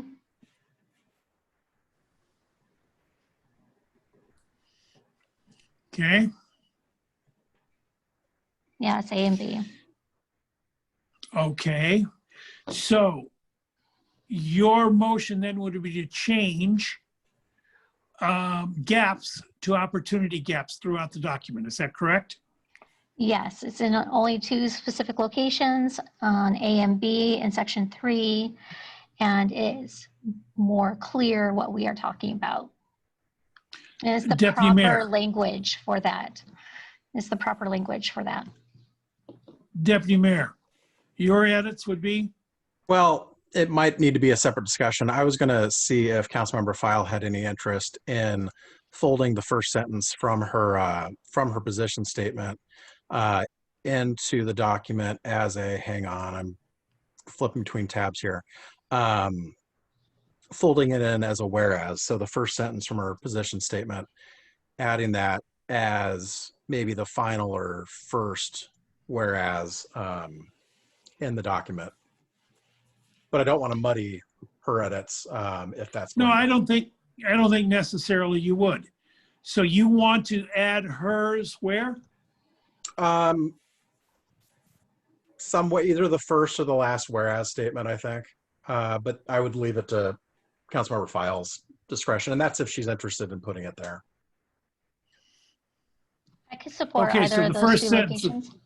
where would you want it? In the first whereas or the last whereas? Let's just do it as the first whereas and bump everything down. Fine. So whereas the City of Kenmore is committed to support and foster an inclusive and welcoming community for all, and then next whereas and go from there. Clerk, Tila, did you get that? Yeah. All right. Okay. We have you a got that. motion, two different motions, but all into one. Yes. We don't have a motion yet, but we're going to get it. Okay. So we need a motion then to accept these edits, to change gaps to opportunity gaps in section 3 and to add a new first whereas. Councilmember O'Kane.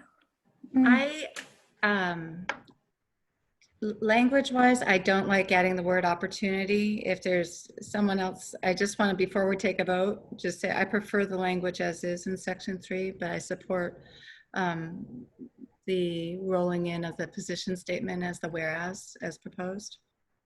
And I could, I mean, it's not a deal. It's not something I will support this motion, but I just wanted to state I prefer the language as is in section 3. Councilmember Marshall.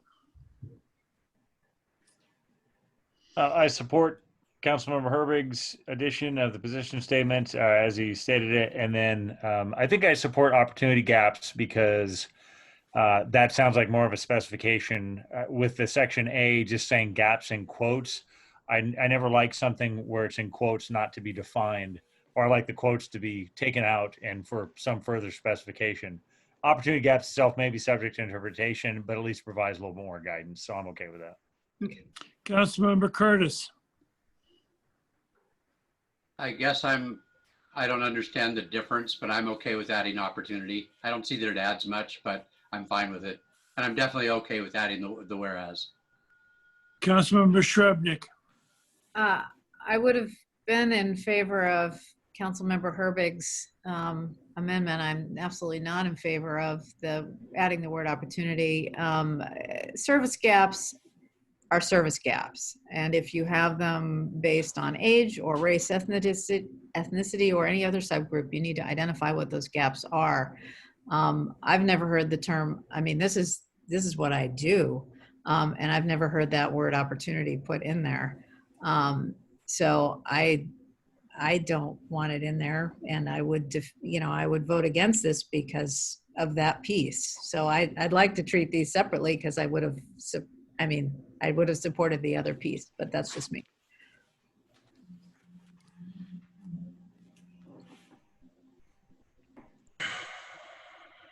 I will clarify my position on opportunity gaps. You'll hear opportunity gaps mentioned from school districts to Olympia and into federal chambers. It is about the ability to access or the lack of ability to access, reach or achieve. And it's well defined in diversity and equity work, diversity social justice work, criminal justice reform, and multicultural counseling, for example. And it's in tune with the language of the work. It's legally well defined. I'm not a lawyer, though. I will preface that. But I've worked on plenty of bills getting adopted through Olympia. And when we talk about disparities, access and opportunity gaps, they're defined.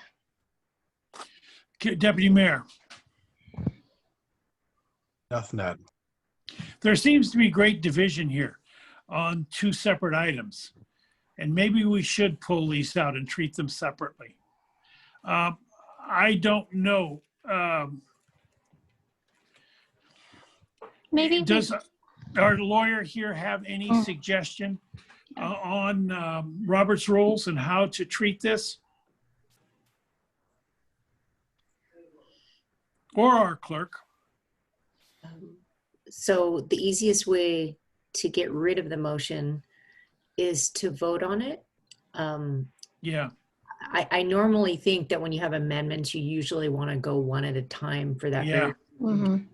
So that might be the easiest thing to do is just vote. I think you're right.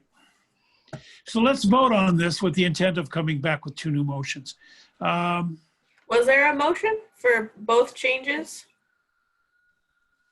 I think there was. I don't believe there was a, I don't believe there was a second. So okay, I don't believe there was a second. we have one motion. We could Then still great. split it. That makes it easy. We have one motion on the table. Well, I and believe you that- asked for a motion, and I believe it might have been moved by Councilmember Fowle, but I don't believe it was seconded. All right. Because you immediately went to Councilmember O'Kane, who then stated her position on it. I don't think there was actually a second. All right, that makes it easy. So then there's a motion on the table to add opportunity gap in instances where gap appears in, I believe, section 3. So that then is the question on the table, is to add opportunity to opportunity gap there in section 3. Is there any further discussion, Councilmember O'Kane? No. Councilmember Marshall? No further discussion. Councilmember Curtis? I would just comment that if Councilmember Srebnick deals with this all the time in the real world, that should be considered. Councilmember Srebnick? No, nothing further. I'm just in human services. So, I mean, maybe it's out there in the ether and other things. I don't know. Councilmember File? I stated my piece. Deputy Mayor Herbig? Nothing, Ed. All right, clerk, please take the roll. On the amendment of adding opportunity in front of gaps in section 3. Councilmember Marshall? Yes. Mayor Baker? No. Deputy Mayor Herbig? Yes. Councilmember File? Yes. Councilmember Curtis? No. Councilmember Srebnick? No. Councilmember O'Kane? No. Who was the second on that?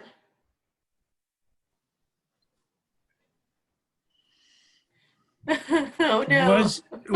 Was it Councilmember File that was the second on this, or was she the primary motion maker? I was the primary motion maker. Who was the second? Because I know there was one. Was it Deputy Mayor? I don't believe so. No. Was it Councilmember O'Kane? I thought it was Joe. Councilmember Marshall, but I could be wrong. I'm tired.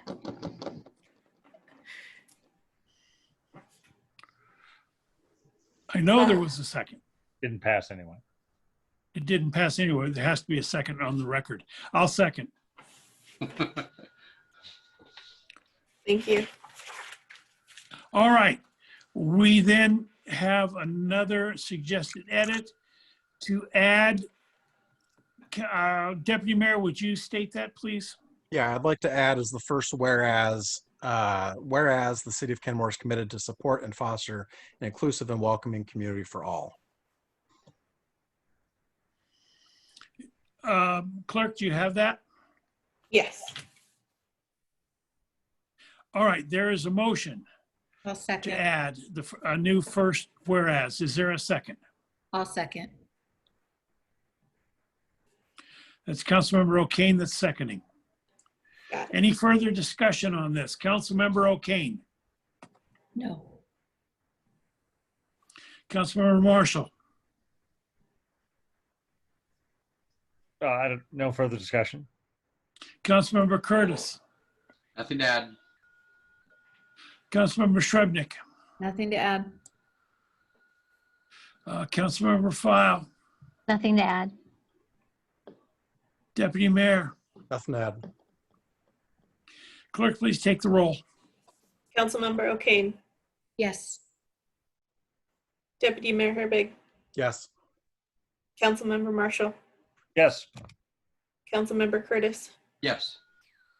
Councilmember Shrubnik, Yes. Councilmember File, Yes. Mayor Baker. Yes. Pass 7-0. All right. Next item on the agenda is staff report. Hold on. We still have the adoption of the resolution as the motion still on the table. Oh, I thought that was what was on the table. Okay, we need to adopt resolution number 20-348, developing a framework to begin the process of developing a diversity, equity, inclusion policy. Is there any further discussion? Excuse me, Mayor Baker. Councilmember File. I do have one last edit. In the last whereas, it says equality. And I wouldn't want to speak for my fellow colleagues, but I think I have the understanding that we believe in equity.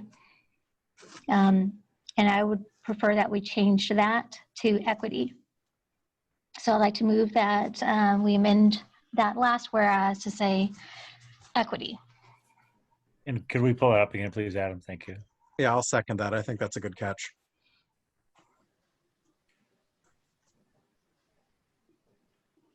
Are we pulling it up?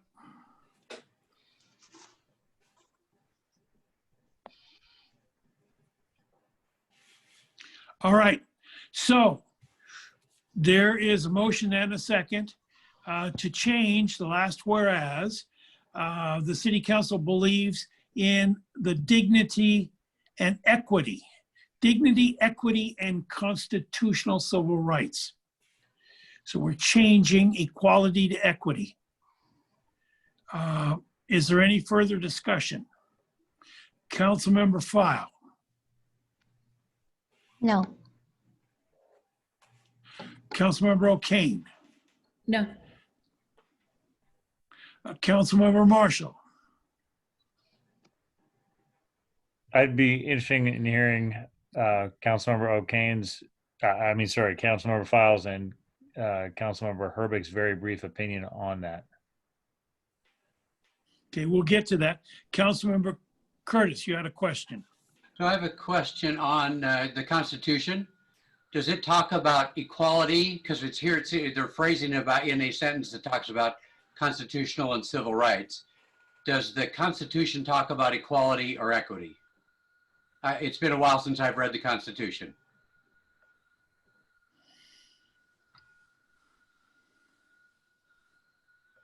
Anybody know the answer to that? I mean, I don't believe it does, but I think that's kind of beside the point because we're talking about constitutional civil rights as an equal to dignity and equity, not as something that these things flow from. So I don't think that everything needs to be subservient to what's spelled out explicitly in the Constitution, personally.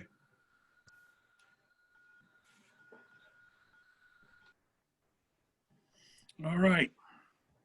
Councilmember Shrubnik. They mean really different things. And I actually think we believe in both of them, but I'm fine with changing it. All right, so Councilmember File. Councilmember Marshall had a question. If you could please answer that in your questions, opinions. Councilmember File. Thank you, Mayor Baker. Equality means you treat everybody the same, and that can seem great in some aspects, but when we're talking about diversity and equity and inclusion, the very people we need to serve are the people who feel the hardships and disparities the most, based off of race, creed, color, origin, their identity, and how they're able to access or move through the world we live in together. Equity means that sometimes you have to utilize targeted universal approaches to specifically develop solutions to meet that need. And when you do that, you're often improving your not just the quality of life of these individuals you're serving, but also improving the outcomes within your community and the ability to thrive. Deputy Mayor. Nothing to add. Mayor Baker, may I say something just really quick? Yes, certainly. So this whereas statement was taken from your declaration that Kenmore is a welcoming community for all in 2017, I believe. So just to make that as just a little bit of a clarification of where this whereas statement comes from, I directly took that whereas statement into this one because I felt it was relevant as something that it came from Kenmore, and I thought it was relevant to diversity, equity, and inclusion. Councilmember Fowle makes great points, but I just wanted to say, and this council is a different council from 2017. I would also like to note that, but I just wanted to give some clarification as to where this whereas statement came from. Thank you. Thank you, Adam, for that. I was wondering about that, and with this amendment, then I believe that we should recall that resolution and make the same amendment there. All right, so let's go back through this one more time. I see you, Councilmember Curtis. Councilmember O'Kane, any further questions? I have a comment, and it's really about diversity. I mean, equality and equity are used in different forms, or to speak to slightly different things. They're related. And I'm just going to read this definition of the comparison because to me, I think it makes a difference in whether or not we'd like to make this change. Equality is typically defined as treating everyone the same and giving everyone access to the same opportunities. Meanwhile, equity refers to the proportional representation by race, class, gender, etc., in those same opportunities. And as I read this sentence, for some reason, I read this as more about treating everyone with equality, but maybe it is proportional representation we're talking about here. But as I read this and I think about equality, I think equality works. I think both words work, but at the same time, to me, I see this, the dignity, equality, because dignity is an individual, tangible thing. Treating people equally is similar to me. Constitutional and civil rights as me, as an individual is how I read this. And equity tends to be proportional. So I can see how you could use both words, but I'm fine with it as is. I can go both ways. Anyway, I just want to point that out. I actually like equality better as a word, but I understand where the change is coming from. Councilor Marshall. You know, I should get more familiar with it in terms of the importance of the contemporary diversity use of the term and diversity training use of the term. I cannot get out of my head the usage of it in terms of being just again an English major. Equity of all people, the equity of all people. That phrase, I can't consider people equity, or I can't consider the equity in that sense. It's more equality. It's just a verbal thing with me. Sorry. Yeah, Councilmember Curtis. I just want to say I prefer leaving it as equality. Councilmember Shrubnik. I think Councilmember Fowle clarified the distinction, but I'll underscore that point. Equality is about treating everyone equally, which is more of a legal term. And equity tends to focus more on the results. So there's wish I had the cartoon that shows these things, but it's basically sometimes you have to lift up certain subgroups and provide more opportunities so that the result is equitable. I have a cartoon. And so that's kind of where equity and equality are a little bit different.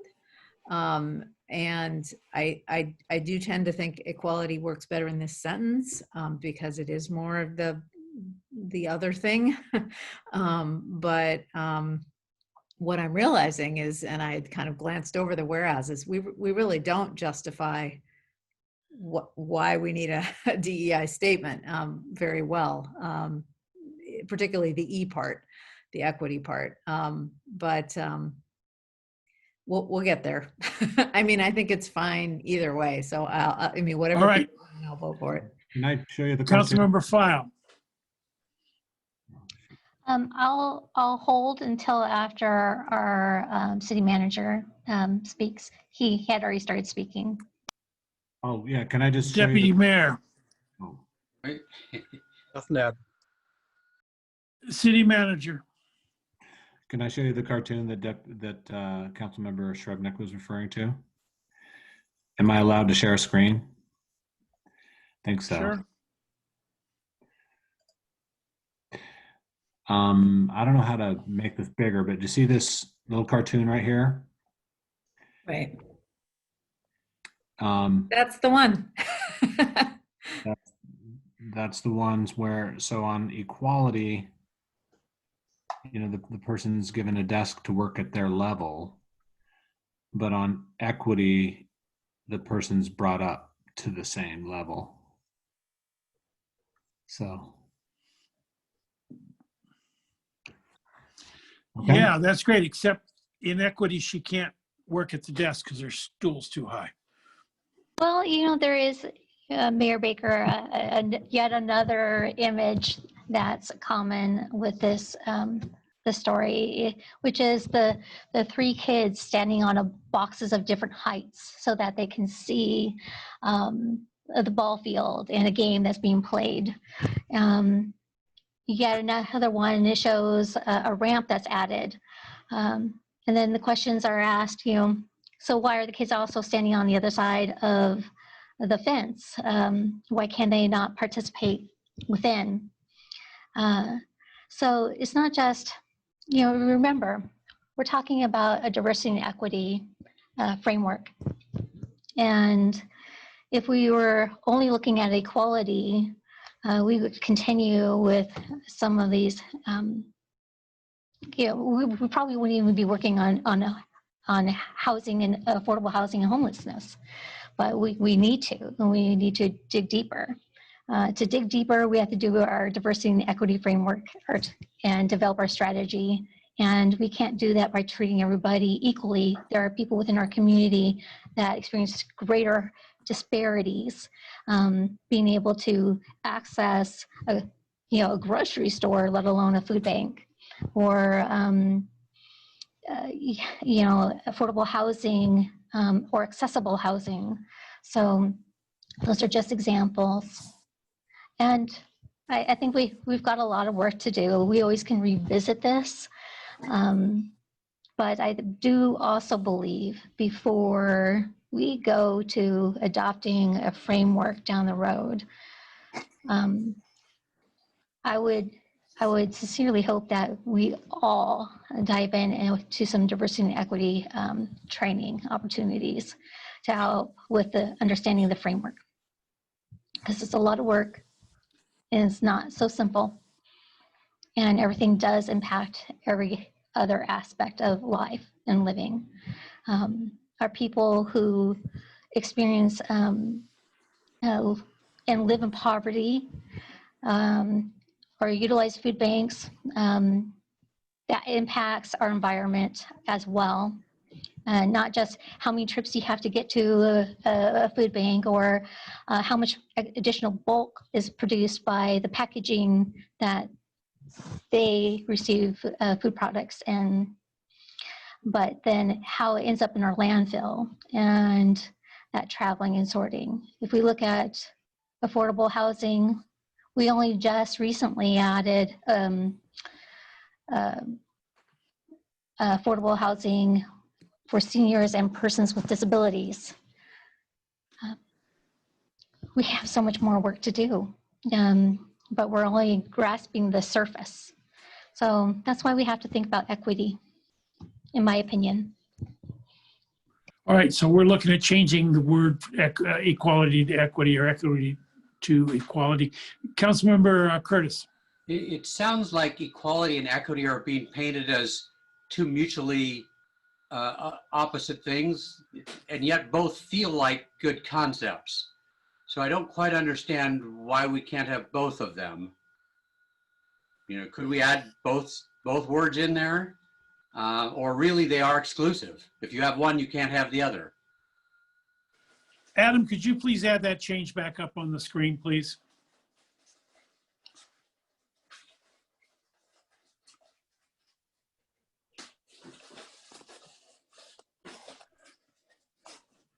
All right, so the question is to change equality to equity.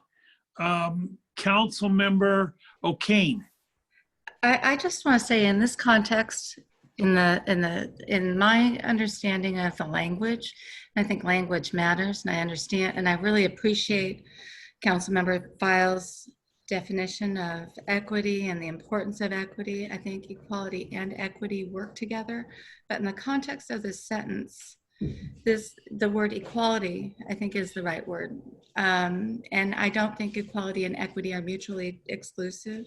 And as poignant as that image, the cartoon image is, it does miss some nuance to the word equality. So I personally think dignity, equality, and constitutional and civil rights, which I'd actually probably say the council, and I'm not going to do this edit, but I keep reading it and wanting to do this. Whereas the city council believes in the constitutional and civil rights and the dignity and equality of all people. Something about that flow works better for me, but I do think the word equality is the right word. It fits. Equity is about, and I would agree, I can't recall if it was Councilmember Shrevenick, we do need to do more definition around equity, and I'm sure that will come as we go through this process. But that is about proportionality. Who is hired? How do we do our work which relates to equity? But in this sentence, this is, I think equality is the right word. So I just wanted to make that statement. Linguistically, equality is correct. Councilmember Marshall. You know, I would also propose an amendment then. I can't help it as an English major to have a proper sentence, because I don't think you can believe in the equity of all people. Grammatically, I actually don't think that works right now. I don't think it actually works under the rules of grammar, and I can't process it in my mind. But if you put in civil rights of all people, comma, and let's see, city council believes in, and in treating all people equitably, that's what I would propose. Okay, well, we got this one to deal with first. And if you want to make that change, we can come back to it. All right, all right. Councilmember Curtis. Nothing to add. On the change of equality to equity to equality. Okay, nothing to add. Councilmember Shrevenick. Nothing to add. Councilmember File. Nothing to add. Deputy Mayor. Nothing to add.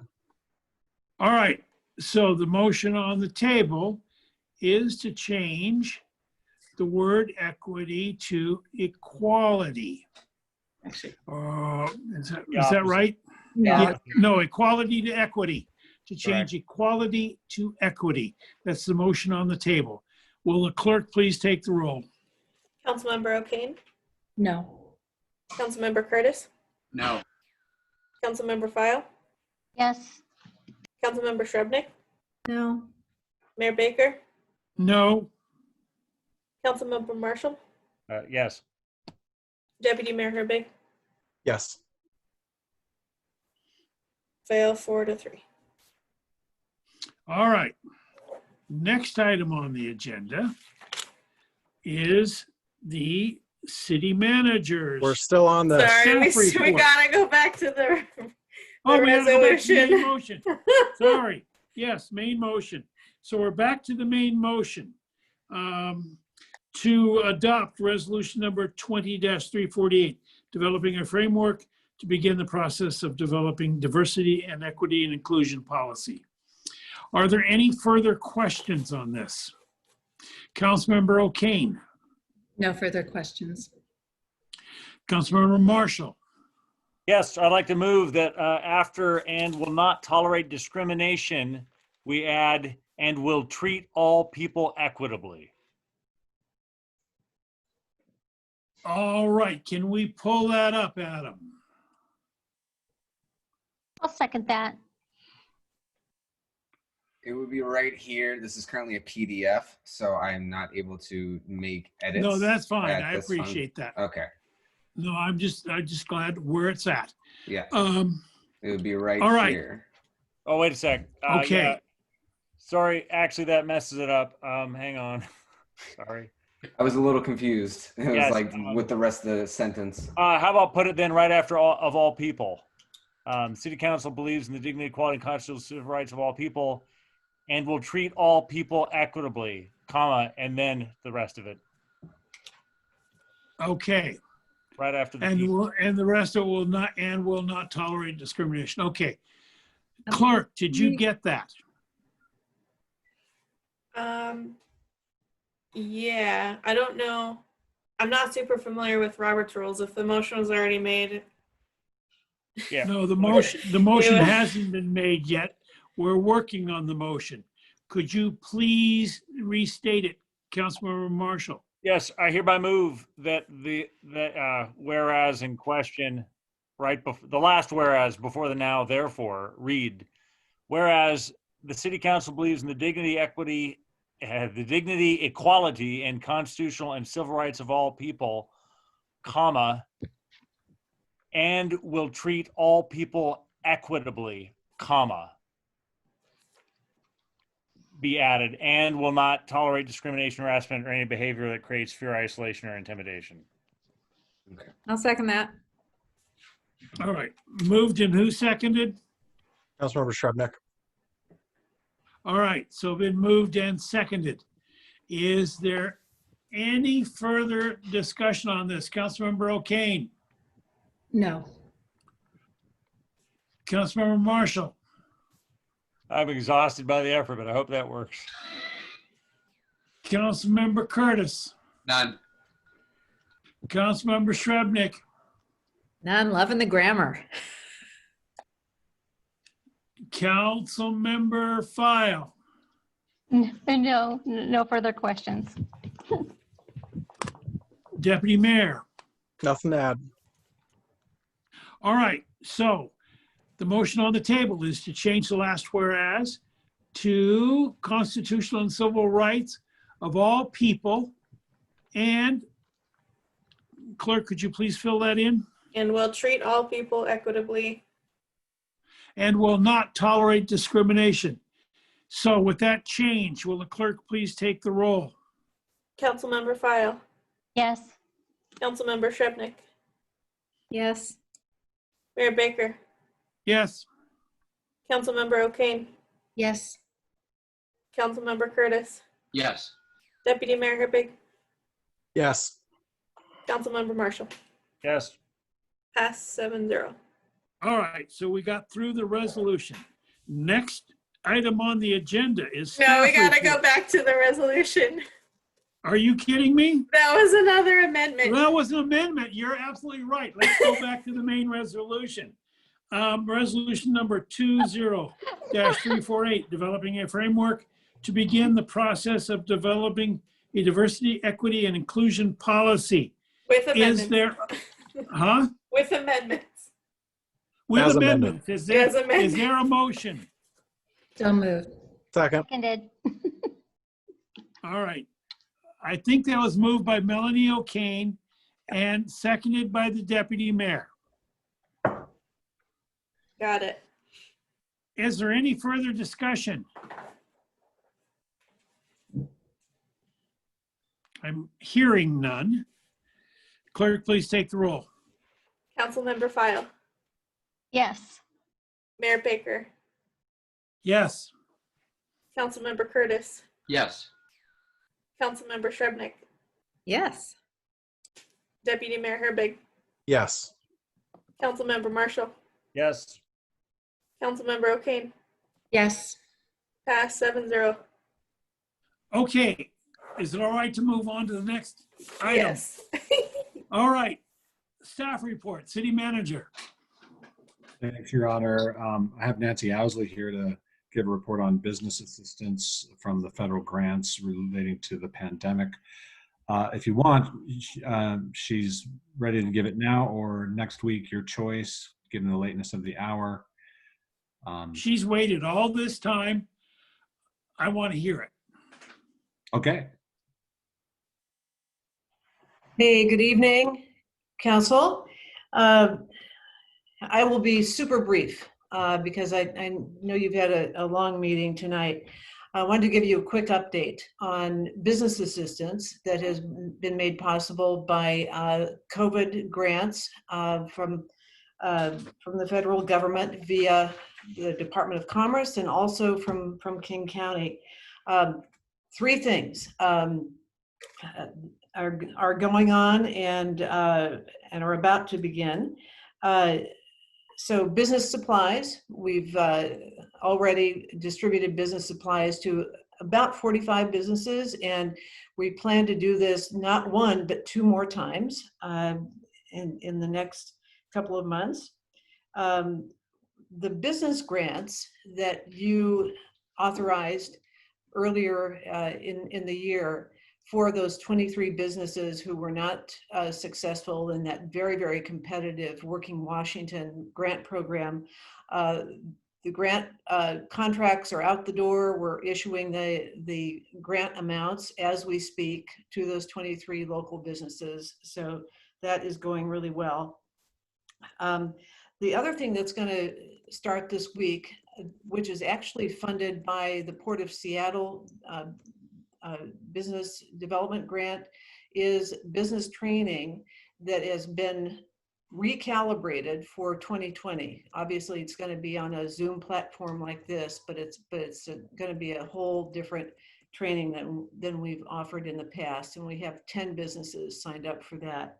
So that is the super high level summary of what's going on right now, and I am happy to answer any questions that you might have at this late hour. Councilmember O'Kane, any questions? No questions. Thank you for your work on this, Nancy. Absolutely, thank you. Councilmember Marshall, any questions? No, thank you for your great work on that, Assistant City Manager. Thank you. Councilmember Curtis. No questions? Councilmember Shrubnik. No questions. Thanks a lot, Nancy. Councilmember File. No questions. And thank you again, Nancy. I really appreciate all your hard work on this. Deputy Mayor. No questions. Thank you. Thank you very much, Nancy. I really appreciate the effort that you put into this stuff. It's tremendous work that you do. Thank you so much. We have a lot of super businesses in Kenmore. Yes, we do. I know you know that. And it's important that we take care of them during these tough times as best we can. So thank you. Yeah. All right. Councilmember reports and comments. Councilmember O'Kane. No comments tonight. Thank you. Councilmember Marshall. Yep, just as a thought for the future, at some point as part of looking at diversity and equity, I just want to look forward to at some point looking at our court system and how it works, how the prosecution thinks things are going, how the defense thinks things are going, and who our new judges, I believe, over at Shoreline Municipal Court, and to take a look at things. So that's just a general thought for the future. I think it can really impact it. Thanks. Councilmember Curtis. Nothing to add? Councilmember Shrubnik. I think city manager had some things too. I just want to make sure we get back to him, but because I saw his hands raised. I have a couple little things. I think you all know that when I was describing how we rented our place, that was more than a decade before we had laws about ADUs, but it seemed to not get through to everybody. And I think we will also need, based on public comment, to kind of continuously reiterate the distinction between operations budgets and capital budgets, because there seems to be continued confusion about that. Things like ball fields, which of course are capital. So a couple of things on that. And the overarching comment that I have is that I really hope we can be very, very, very careful about adding things to the major work plans, to work plans, to staff work plans, outside of our retreat process, where we prioritize things very deliberately. Clearly the global pandemic is an emergency. We had different rules coming from, because of it, we had different rules coming from the state about how we needed to behave. We needed to quickly respond to those. And that is a continuous process that we are still in. There is no getting out of that. Other than that, I don't think, other than that level of a crisis, I do not think we should be adding things to our staff's work plans without the formal prioritization. I really, for example, I'm all in support of the DEI work, but I would rather that, and I don't know when we tasked Rob with getting something done by November. I have no recollection of that, and yet we seem to be doing that. I know I wouldn't have voted for that, but I would have voted to put it on the discussion for the retreat, to prioritize it in a formal way. So I'm using that as an example because it's top of mind right now. But in general, I really want us to stick with our process. Otherwise, our staff and we are going to feel really kind of whipsawed and not know how to progress. Councilmember File. Thank you, Mayor Baker. Just an update. I've attended a number of trainings on budget and financial updates, reviews, diversity and equity amongst and across our region, mostly virtually, of course. But I'm also receiving a number of emails and concerns about the air pollution we have now, and what is the process in place, or do we have any sort of an ordinance or a guideline for when we have dangerous air conditions and plants in our community adding to additional air quality issues. So it's been pointed out to me that there's additional concerns around the cement and asphalt company and their work. What is unclear to some of our communities, where is Puget Sound quality air involved in all this, and where is our responsibility or duty in the city of Kenmore? And there's a lot of confusion around that for our community. And I think we need some clarification on that to make sure that our community understands we're trying to improve the quality of life in our community, but there are certain limitations to what we can and cannot do. So I hope we can have a little clarification from our attorney or Rob, our city manager. And other than that, I really appreciate everyone for your hard work tonight, and our city staff for all your hard work putting together the amazing packets you do for each one of our meetings. This is been an interesting and fun one, that's for sure. Deputy Mayor. I want to reiterate, I generally agree with where Councilmember Shrubnik was coming from earlier. I think, generally speaking, kind of sticking to our yearly annual review of work plans is the best way for us to generally move forward. I think the DEI work did, with the current political kind of world that we're living in and things that were going on in the outside world, I do think that need rose up. It did kind of come out of left field a little bit, though, with staff working on it, but we did. I do kind of think that one rose up the same way that, say, pedestrian safety rose up when Caleb and Sarah were killed. But I do generally agree with where Councilmember Shrubnik is, that we do need to be more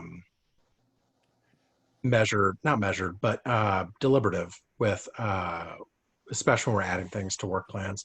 I also have just one minor quibble with how we were doing things earlier, and it occurred to me at the end of debate, so I wasn't going to bring it up and muddy things further during the DEI debate because that's done now. But I do believe that in order for us to do things correctly, we actually needed to have moved the original motion first and then done the amendments. I think we got the cart before the horse on that one. I think, and I could be, if I'm wrong, correct me, but I think we actually needed to move the motion as it was and then move amendments under that if we want to do things correctly under Roberts. So I think we maybe got things out of sequence a little bit on that. It didn't occur to me till pretty late in that process, though, and I didn't want to throw another wrench into our already lengthy debate on it. I think we got to a place where the body's happy with where we ended. I just want to flag that for future meetings. Yeah, thank you for that. But Roberts does say you deal with the amendments before you deal with the main. And that I'm pretty sure of. And we will have the opportunity to ask Ann McFarland. I'm pretty sure you have to make the main motion future first, and then you, well, yeah, we can talk to Ann, but I'm pretty sure that you have to make the main motion first. Yeah, you make the main motion first, and then you start doing the amendments. Right. But you don't pass the main motion first. Yeah, we didn't do that. We made a bunch of amendments to a motion that hadn't been made yet. Yeah. So Yeah, you have a point. There you have a point. There you absolutely that have was a my point. only concern. Councilmember O'Kane. I was just gonna say, I did make the motion and I can't recall who seconded it, but we did actually follow that process. I thought we had. I actually remember making the motion. For some Okay, reason. because I remade the motion the second time. It's fine. But we never voted. We didn't vote on it till after all of the amendments. Then I apologize if I misremembered. City manager.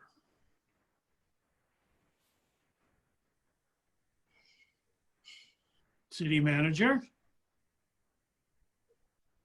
Good night. You had something you wanted to add. No, I'm good. Okay, so I thought that this next item would be on the agenda tonight, but it wasn't. Harborview Hospital, a very, very important regional asset, has got a bond measure. And this bond measure is to earthquake the building to provide needed mental health beds. Yes. Mr. Mayor, the pending bond right now, there's a very specific statutory process for us to do.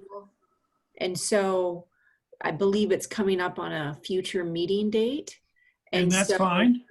But what I'm going to ask is that any comments you make now can only be factual. They can't, I like to say they can't include adjectives, either for or against. Okay. So to the extent you have any comments, if you can really just limit them to the facts, I would appreciate that. Great.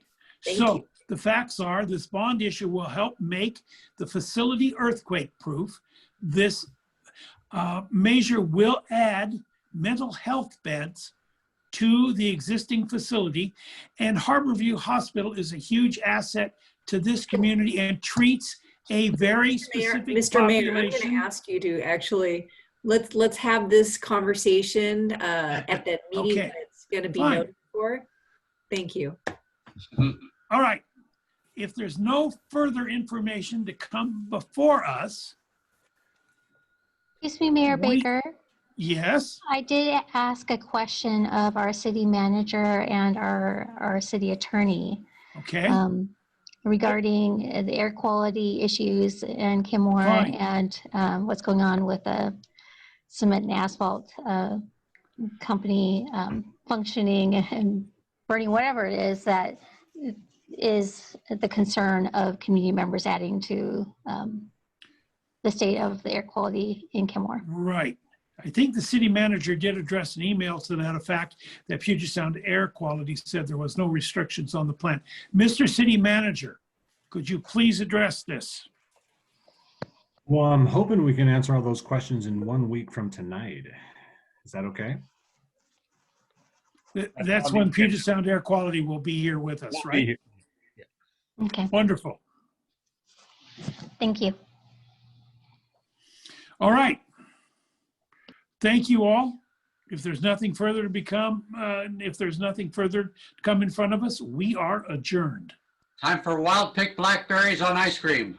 Good night, everyone.